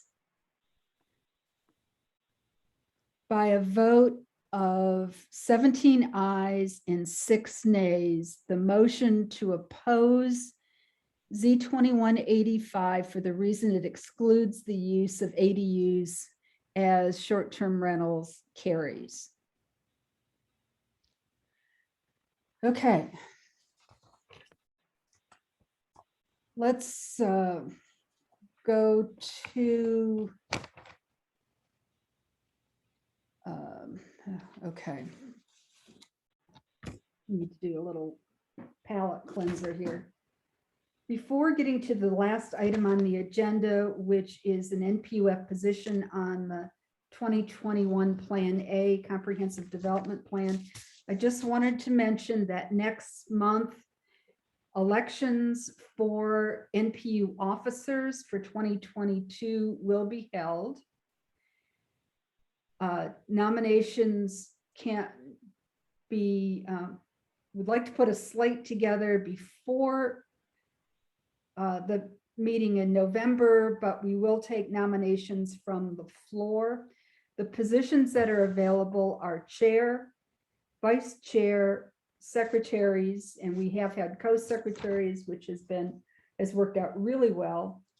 Zoning chairs, the alcohol license chair, public safety chair, park trees and environment chair, and education chair. We do have a number of people that have already raised their hands for those positions. I won't call them out today. But is there anyone that has any questions about any of those positions? Or would like to nominate themselves or someone else for a position?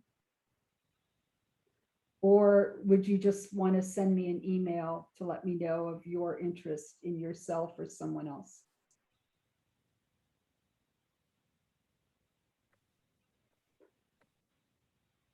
Okay.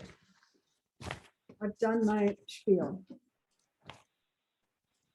We will move on to the last item on the agenda, and this is a request from our sister NPUs, actually 14 of them, that have asked us to sign on to a letter that was prepared by NPUs A, B, and C originally. They now have 14 NPUs that have signed on to it regarding the 2021 Comprehensive Development Plan. It's called Plan A, and the current draft is draft 3, which is what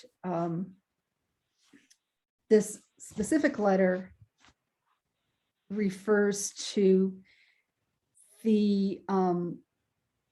It's a long letter. It's 9 pages. It was circulated to the executive committee and to the presidents of the neighborhoods earlier this week or over the weekend. It's a joint letter that primarily talks about the city's broken promises about this year's CDP. At the outset of the process, they said they were going to align the CDP with the Atlanta City Design. That didn't actually institutionalize the way that the NPUs thought it would. In March, they announced that because of COVID, they wouldn't be able to have the robust public engagement that they normally have when the CDP is being developed. So instead, that they would do a administrative update with the plans for 2022, hoping that the COVID situation is better and they would have a more robust process and do a more broad overhaul of the CDP. And in fact, they didn't do either one when there's been limited engagement. This has been the primary complaint of the NPUs, limited engagement of the NPUs. There were 3 meetings that were held in June, but that was even before the first draft was introduced. So folks didn't really know what they were signing up for. It didn't confine itself to the required updates and opted instead to include a host of new policies and policy action items and incorporated a number of planning initiatives that had not yet been approved by City Council. What is worse, planning seems to be ramming all this through without public engagement. I think it's interesting that a planner has been at our meetings for 3 meetings in a row to talk about the Faroki legislation, but we haven't had anyone visit us to talk about the CDP.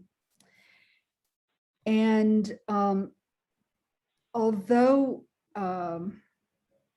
there has been significant neighborhood and resident comment that has been virtually 100% in opposition, planning is still trying to ram it through their revised CDP with very minimal changes.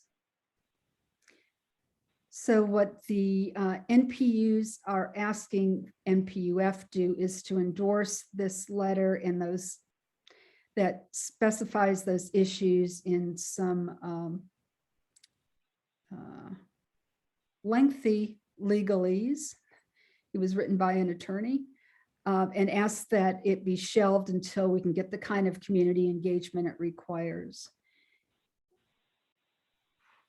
So I've also placed this letter in the chat early on in the meeting if anyone is interested in it. That's a lot of commentary. Does anyone have any? Jack, I see your hand raised. Thank you. Don't forget to unmute. Madam Chair, I have a substitute motion. I move that NPU-F oppose the current version of the CDP on the following grounds. Number 1, and I've sent this to our secretary, and it's in the chat. The CDP is not a process intended for initiating top-down sweeping changes, which should be introduced and considered through the legislative process of council.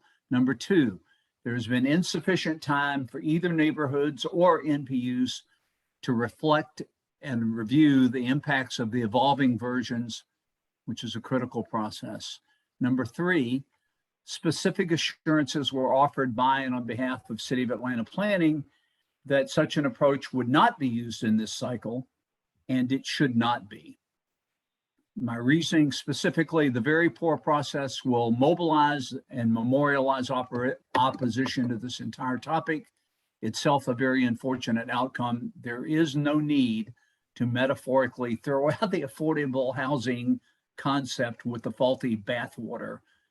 Remaining receptive to more skilled and more productive future approaches to this significant change is important.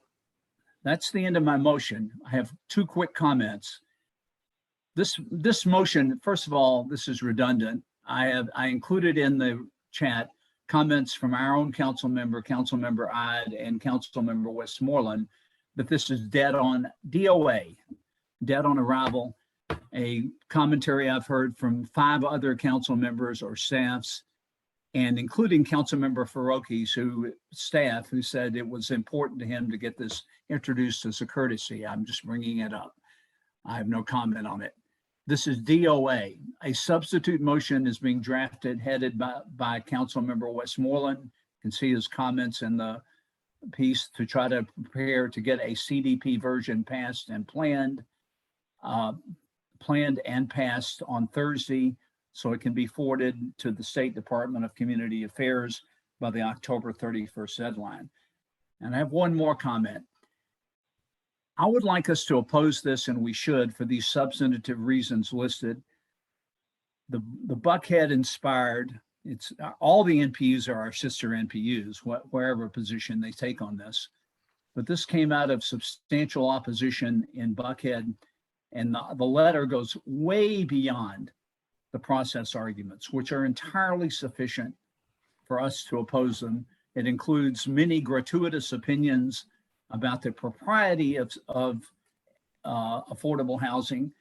Those are topics that we should debate and understand at the appropriate time, but they're not in front of us now.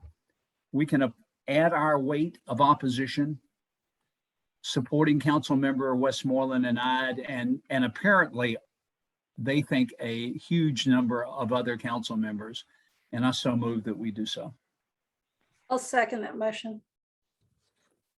Okay.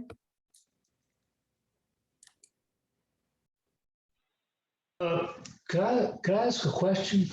Oh, sure. Why not? I'm not sure what is the motion to oppose or the motion to propose what Jack has written in the chat. Jack, what is the motion? Jack, you got muted again. Sorry.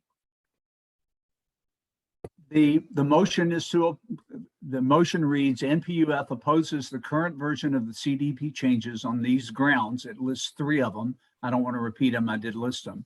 They're all process. It lists reasoning. The very poor process will mobilize and memorialize opposition to the entire topic, which was not what we want to do. What we want to do is remain receptive to intelligent and skilled and well communicated through proper channel changes that we get to debate extensively in the normal course of events. And okay, that's what it's intended to do. But I do not agree, and I think I hope others will not agree with all of with many comments that the wonderful Buckhead lawyers were no doubt paid large sums to make. The process alone is deeply flawed, and that's why we ought to reject it. And we do. And we're going to support our council members, both of whom added their own comments in the chat that you can read. Council member Westmoreland just wrote to say, ask if we had passed it yet. And I said, just hold your breath. We're getting started. But anyway. Well, it seems to me like we're entertaining 2 different things, and like the last discussion, which I found confusing, and I think in the end maybe won't be as helpful as people thought. Maybe we could separate these 2. Debbie wanted us to consider whether or not to endorse that letter. And Jack, you seem to want to ask us to endorse a different version of that letter, which is fine, but could we separate the two things out and just have a clean vote on what Debbie asked? And then, Unfortunately, I've made a motion to do it and it's been seconded. It is now the business on the table, but you can vote my motion down and then another motion will come forward. That's going to lead, we can have a very extended discussion about the 9 pages of the Buckhead letter if you like, and there's a lot to discuss. But I think this achieves the very same outcome for the NPU. It puts it on record as squarely opposing this, supporting Councilmember Ide and Westmoreland, and will lead to the substitute. And that's the goal we all desire. The other questions are going to wind up in front of us either way. This is just a nice, clean, quick way to get us in and out on this. And it supports the main theses of the Buckhead letter about process. It does not endorse that you got to have transit before you have this and a whole host of other things that are highly debated in this topic and that we need not debate here.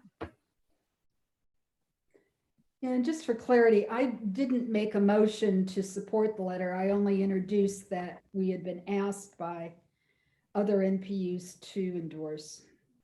So,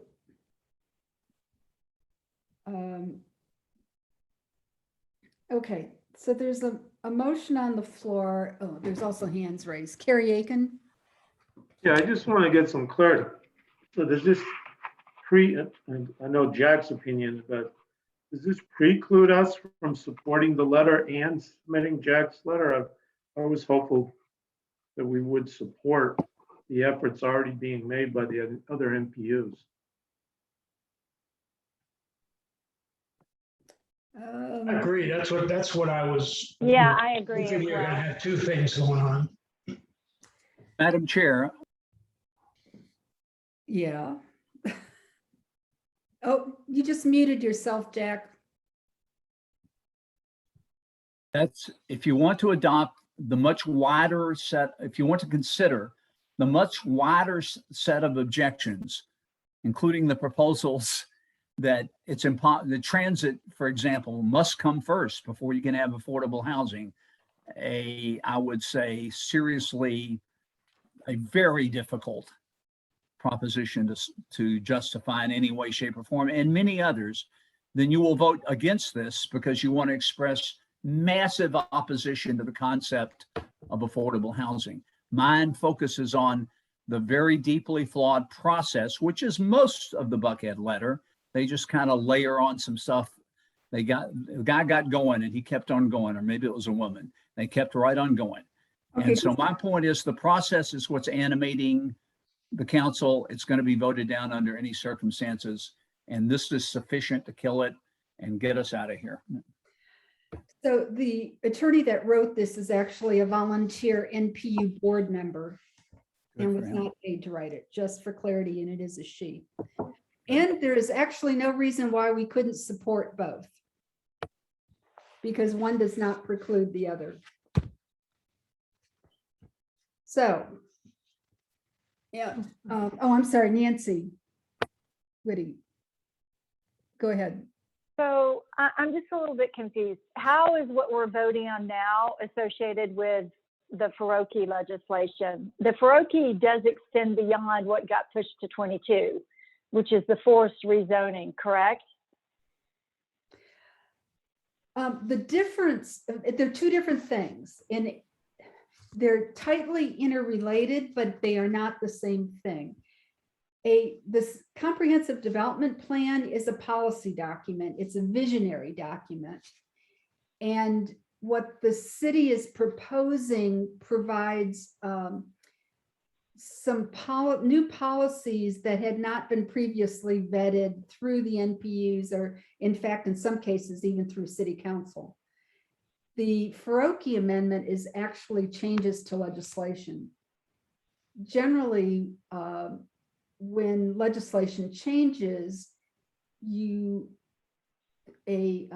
part of the consideration is whether or not it's consistent with the policy document. And in this specific case, it is kind of the cart before the horse. The policy changes weren't adopted, but the Faroki legislation was charging through first. They're tied together, but they're not the same. Thank you. Any clearer? It's confusing, especially at 10 o'clock. Yeah. Just on the basis of that alone, I'm massively opposed. Well, okay. Carrie. So would it, I mean, many of us, I think, came prepared to support the letter. I wasn't aware in advance of Jack's, that he may not like 100% of it. I appreciate that. Could we not amend his proposal to say we would support the ABC letter and also endorse Jack's additional letter to clarify our position further? And if so, I so move. Okay. We have a motion on the floor. If you want to go that way, let's vote on that one motion and then introduce another motion for the other. Well, what one. about isn't an amendment a possibility? Yeah, and then you vote on the amendment. And I think that really muddies the message that we're sending to City Hall. I do too. Yeah, I'm a little. It's confusing. I would rather actually support both the letter and Jack's letter, because I think Jack's letter motion does a good job of really hitting hard on the lack of community engagement and the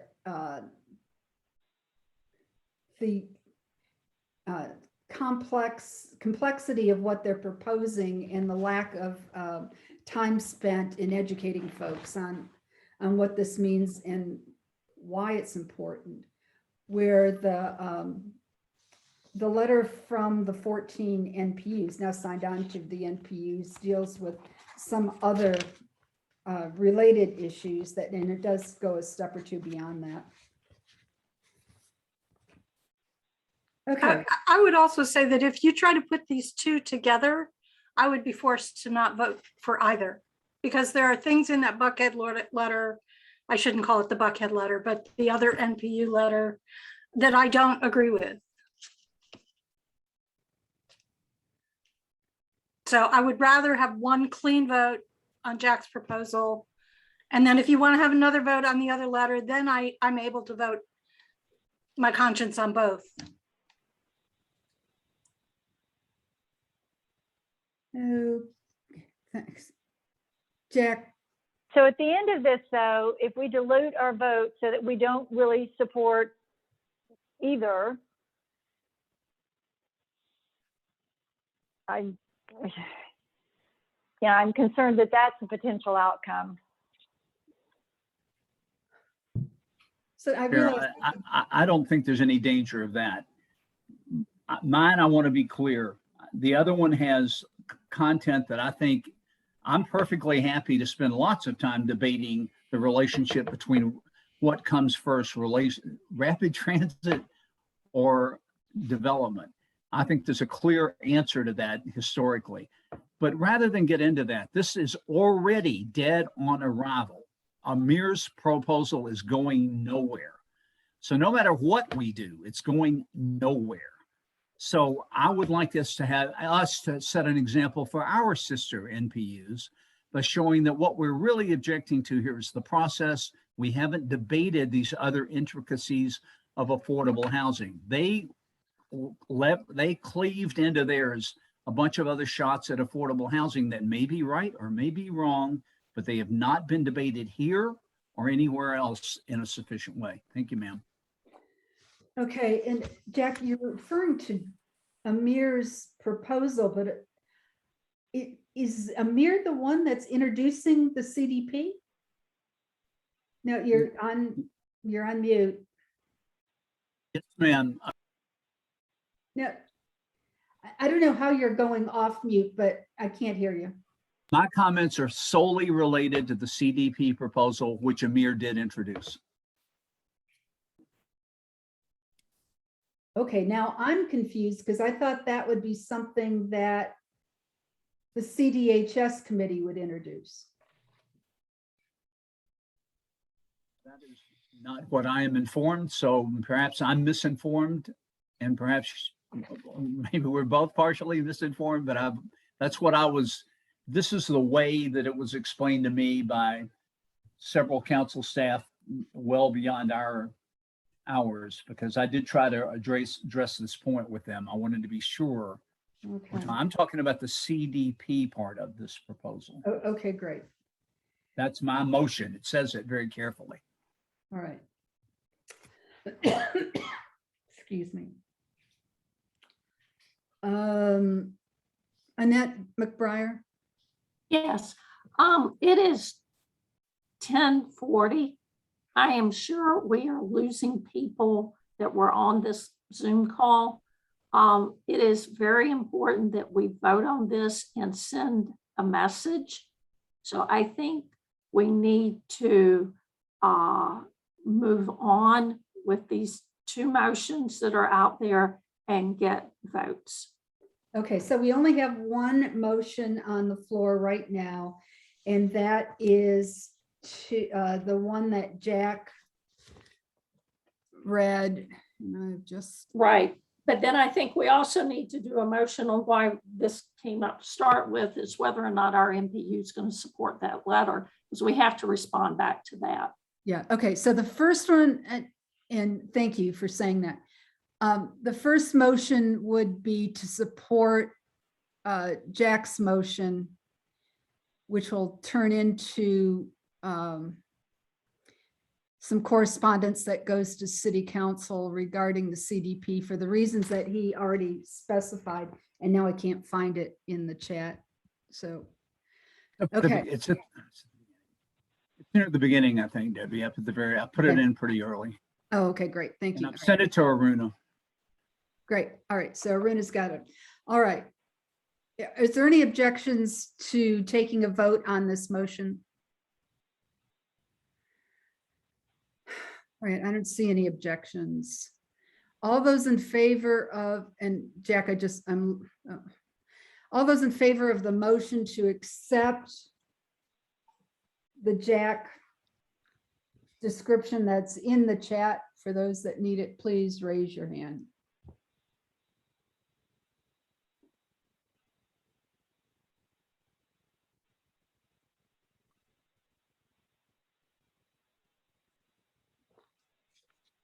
Okay. I see 22 ayes. You can lower the hands, Kay. 23. Those opposed, please raise your hand. Rebecca, are you opposed, or did your hand just not go down the first time? Okay, it's down.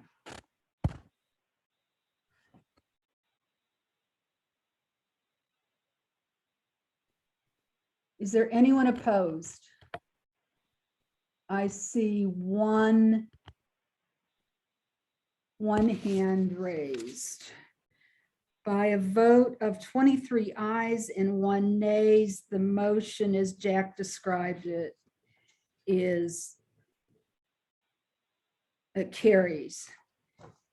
Now, I would like to make a second motion to adopt the letter that was presented to us by the 14 NPUs asking for our support. Is there a second? Second that motion. I second. Yep. Okay. Thank you. Is there any discussion on the motion? The motion is very simple, that we sign on to the letter prepared by the 14 NPUs. Okay. Jack, No, I'd rather go after Kay if I could. I'd like to hear what Kay has to say. She alluded to this earlier. Okay. Okay. Actually, I wasn't going to say anything profound, Jack. I was just going to say that, like the letter we were discussing earlier in the meeting, if everybody hasn't had a chance to read that thing in detail and study it and understand it, then we shouldn't be voting on it.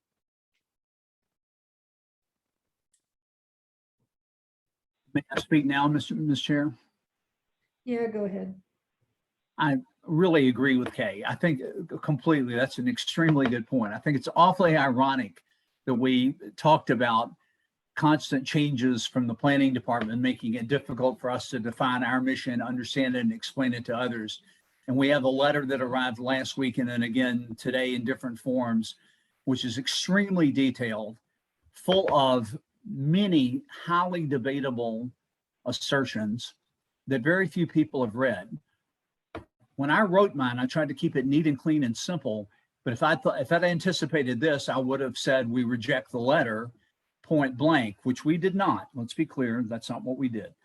But it does reject it. I don't want us to be part of this. We're going to take this poor communication example and use it to elaborate and pile on with a bunch of pot shots at a concept that we have repeatedly supported in theory, affordable housing. We supported it in Virginia, Howland, and some of other neighborhoods. Thank you. You're beginning to repeat yourself. Thank you.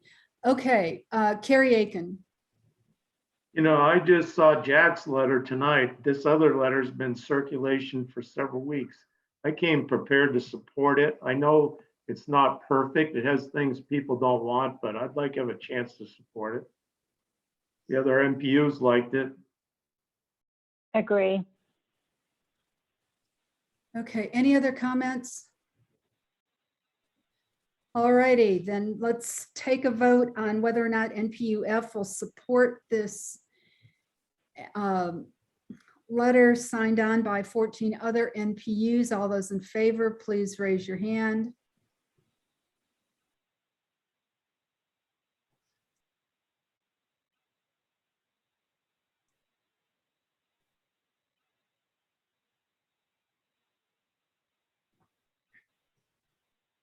I see the numbers stop at 13 ayes. Those opposed, okay, those opposed, please raise your hand.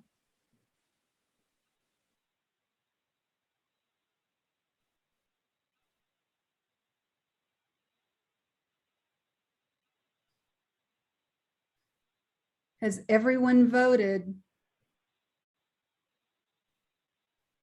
Has everyone voted?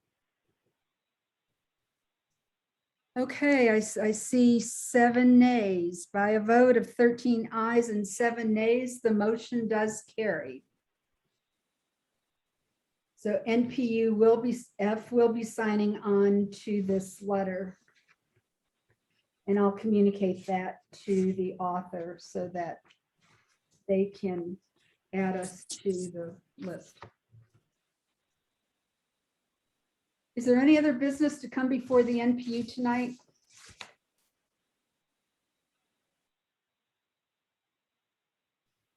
Hearing none, is there a motion to adjourn?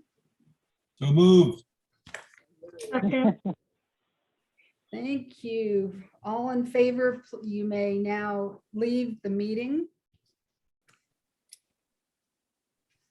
Thank you all for hanging in. We don't normally have this many people at 10:48. I wanted to finish up by. Thank you. Thank you for being here. We did better than last month. Woo-hoo. Progress. Yeah. It was a marginal victory. Debbie, this is Doug. Just one quick clarification for my notes on the motion regarding Jack White's letter. The MP voted to support that letter 23-1. Is that correct? Yes, that's correct. All right. And it voted 13-7 to support the multi-MPU letter opposing the CDP as well. That's right. Okay. All right, well, I will send the two voting sheets your way to take a look at when you have a moment. Okay, I have a dentist appointment first thing tomorrow morning, so it'll be a while, probably after the Novocaine run wears off. No problem. I'll send them tonight like I normally do. You can get to them when you can. Okay, thank you.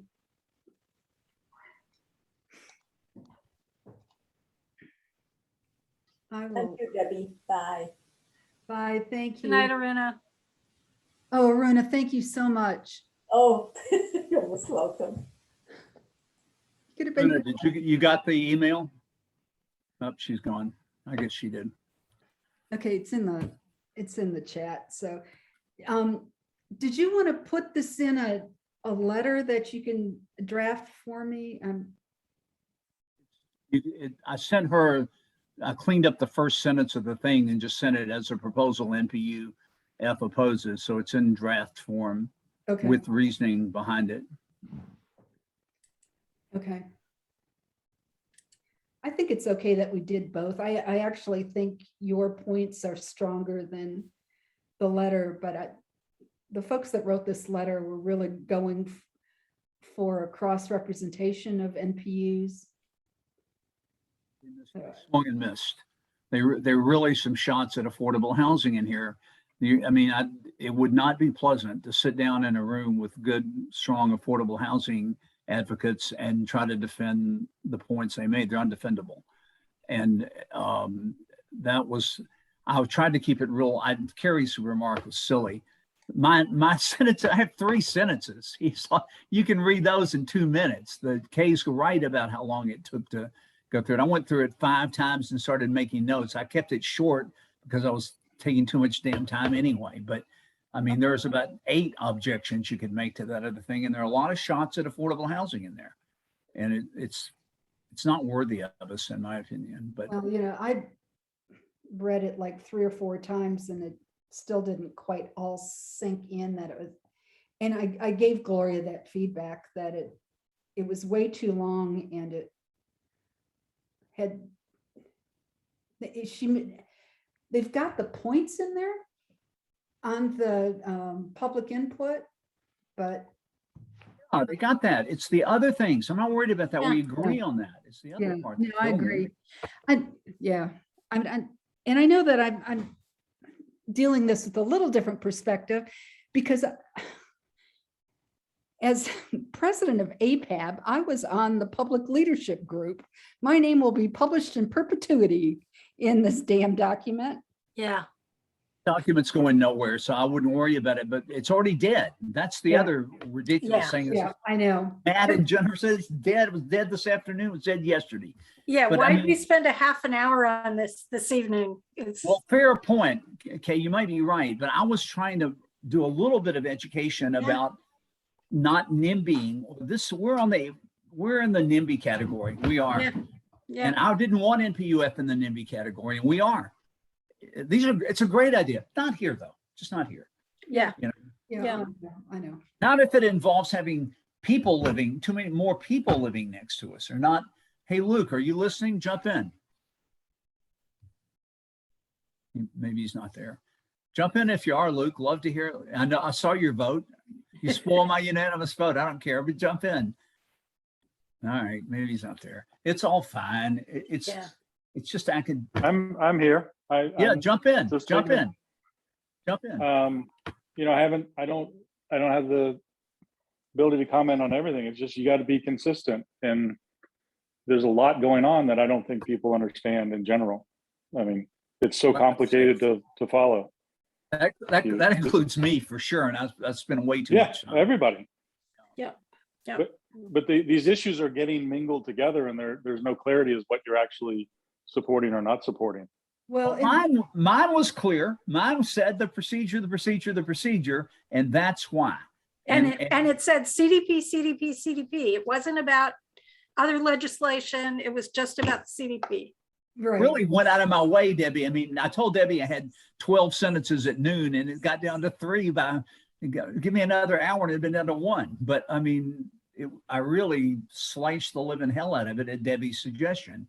And so I thought it was. I think just being observant is everyone thinks whatever they're communicating is clear. That's the challenge is Fair point. when you're That is a communicating great point. something, it has to be absorbed by other people. And so on today's meeting, someone asked for a letter of support and you said, you got to submit that and let it come back and let us review it and let us consider it. And then later on in the same meeting, you submitted a letter and said, no, but we want you to support this immediately. So is that consistency of how do you really get people on board is one of the things that I think is challenging in this. The ship is moving fast. So you want to get your opinions expressed, but how do you get people that letter written by Buckhead is absolutely ridiculous to read, quite frankly. Right. Like and why people are supporting it is, and how you take that is like, it's a dissertation on throwing up on a piece of paper.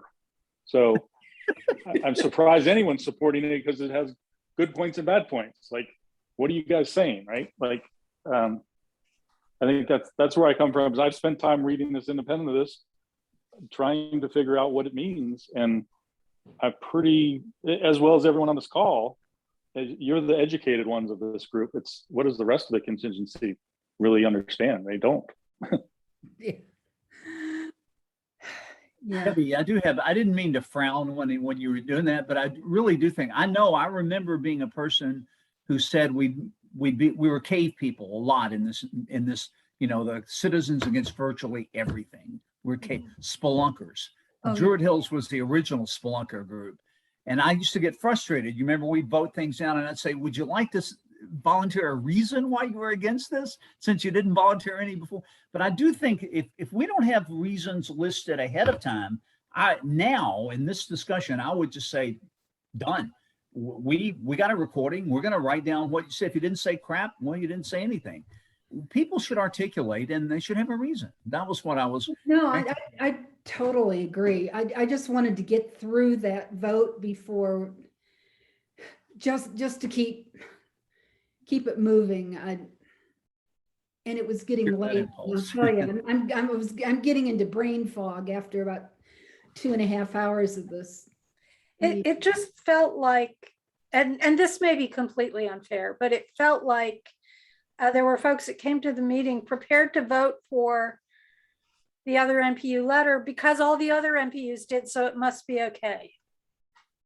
I think if we'd been in the meetings with those guys, I think we'd have knocked the hell out of the support for that letter, because there just wasn't anybody.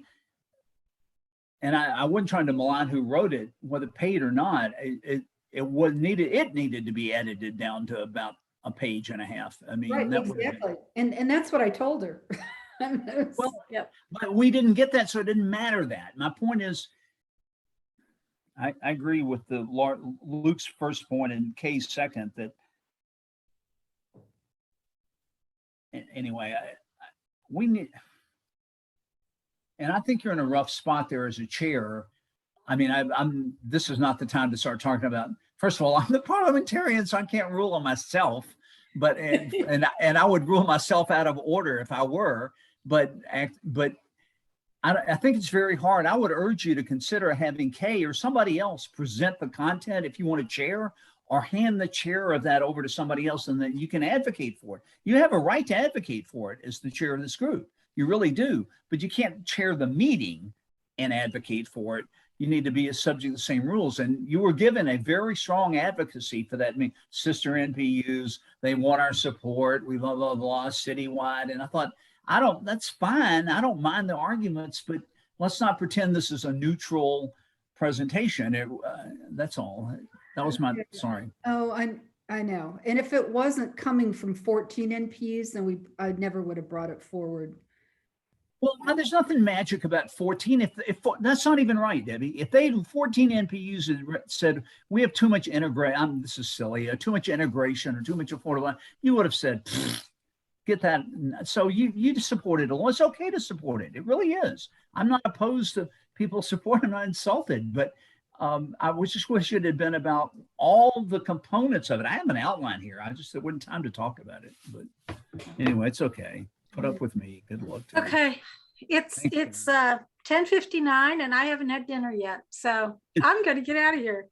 I had soup, Kay. You should get away. I got up. That's when I got up to go, I was heating soup over here. So My food came. I've got to go reheat it now. go eat it. Thanks, Luke. Enjoyed it. Good to talk. Where do you live, Luke? Adair. He lives on Adair? Luke? Yeah, Adair. Yeah. Where Lower on Adair. Adair? You would remember the house. We did a variance with you once. I'll remember the variance. I don't remember you, but I'll remember the variance. What was the variance? Just extending a side setback that is already existing and fighting the neighbor on a zero lot line. Didn't you have a neighbor that had a variance too? Yeah, that was the one he wanted was a the guy. zero. Oh. And that, I think Jack's caught on my video camera. I should have sent it around, but Oh, my no. neighbor 2 doors down is the head of civil engineering for Georgia Tech, and you're talking, and my security guard camera picked it up. It's like, I don't know what this guy wants to mess with the head of civil engineering for, but he's going to lose. That was this funny. battle. Now, I remember that case. That was so funny. That woman, the guy assumed that this woman didn't know what she was talking about. She was the head of the civil, talking about a retaining wall. She was the head of civil engineering in Georgia. I think she was pretty good on retaining walls. I should have never said that, but that's funny. Oh man. Oh God. Just happened to be picked up by my camera on the front porch. It was quite Lord entertaining. God. Oh Lord. Oh God. But it was right. I was so right. God, did she know her? She was really droll. She said, I think I can comment on this. Oh, and I thought, Right. oh, I think, oh boy. All well, right. thanks for your guys' time. Enjoyed it, Volunteering. Luke. Talk to you soon. See you, Debbie. Bye. In Thanks the for your meeting. time. Thanks. Thank you, guys. All right. Ending.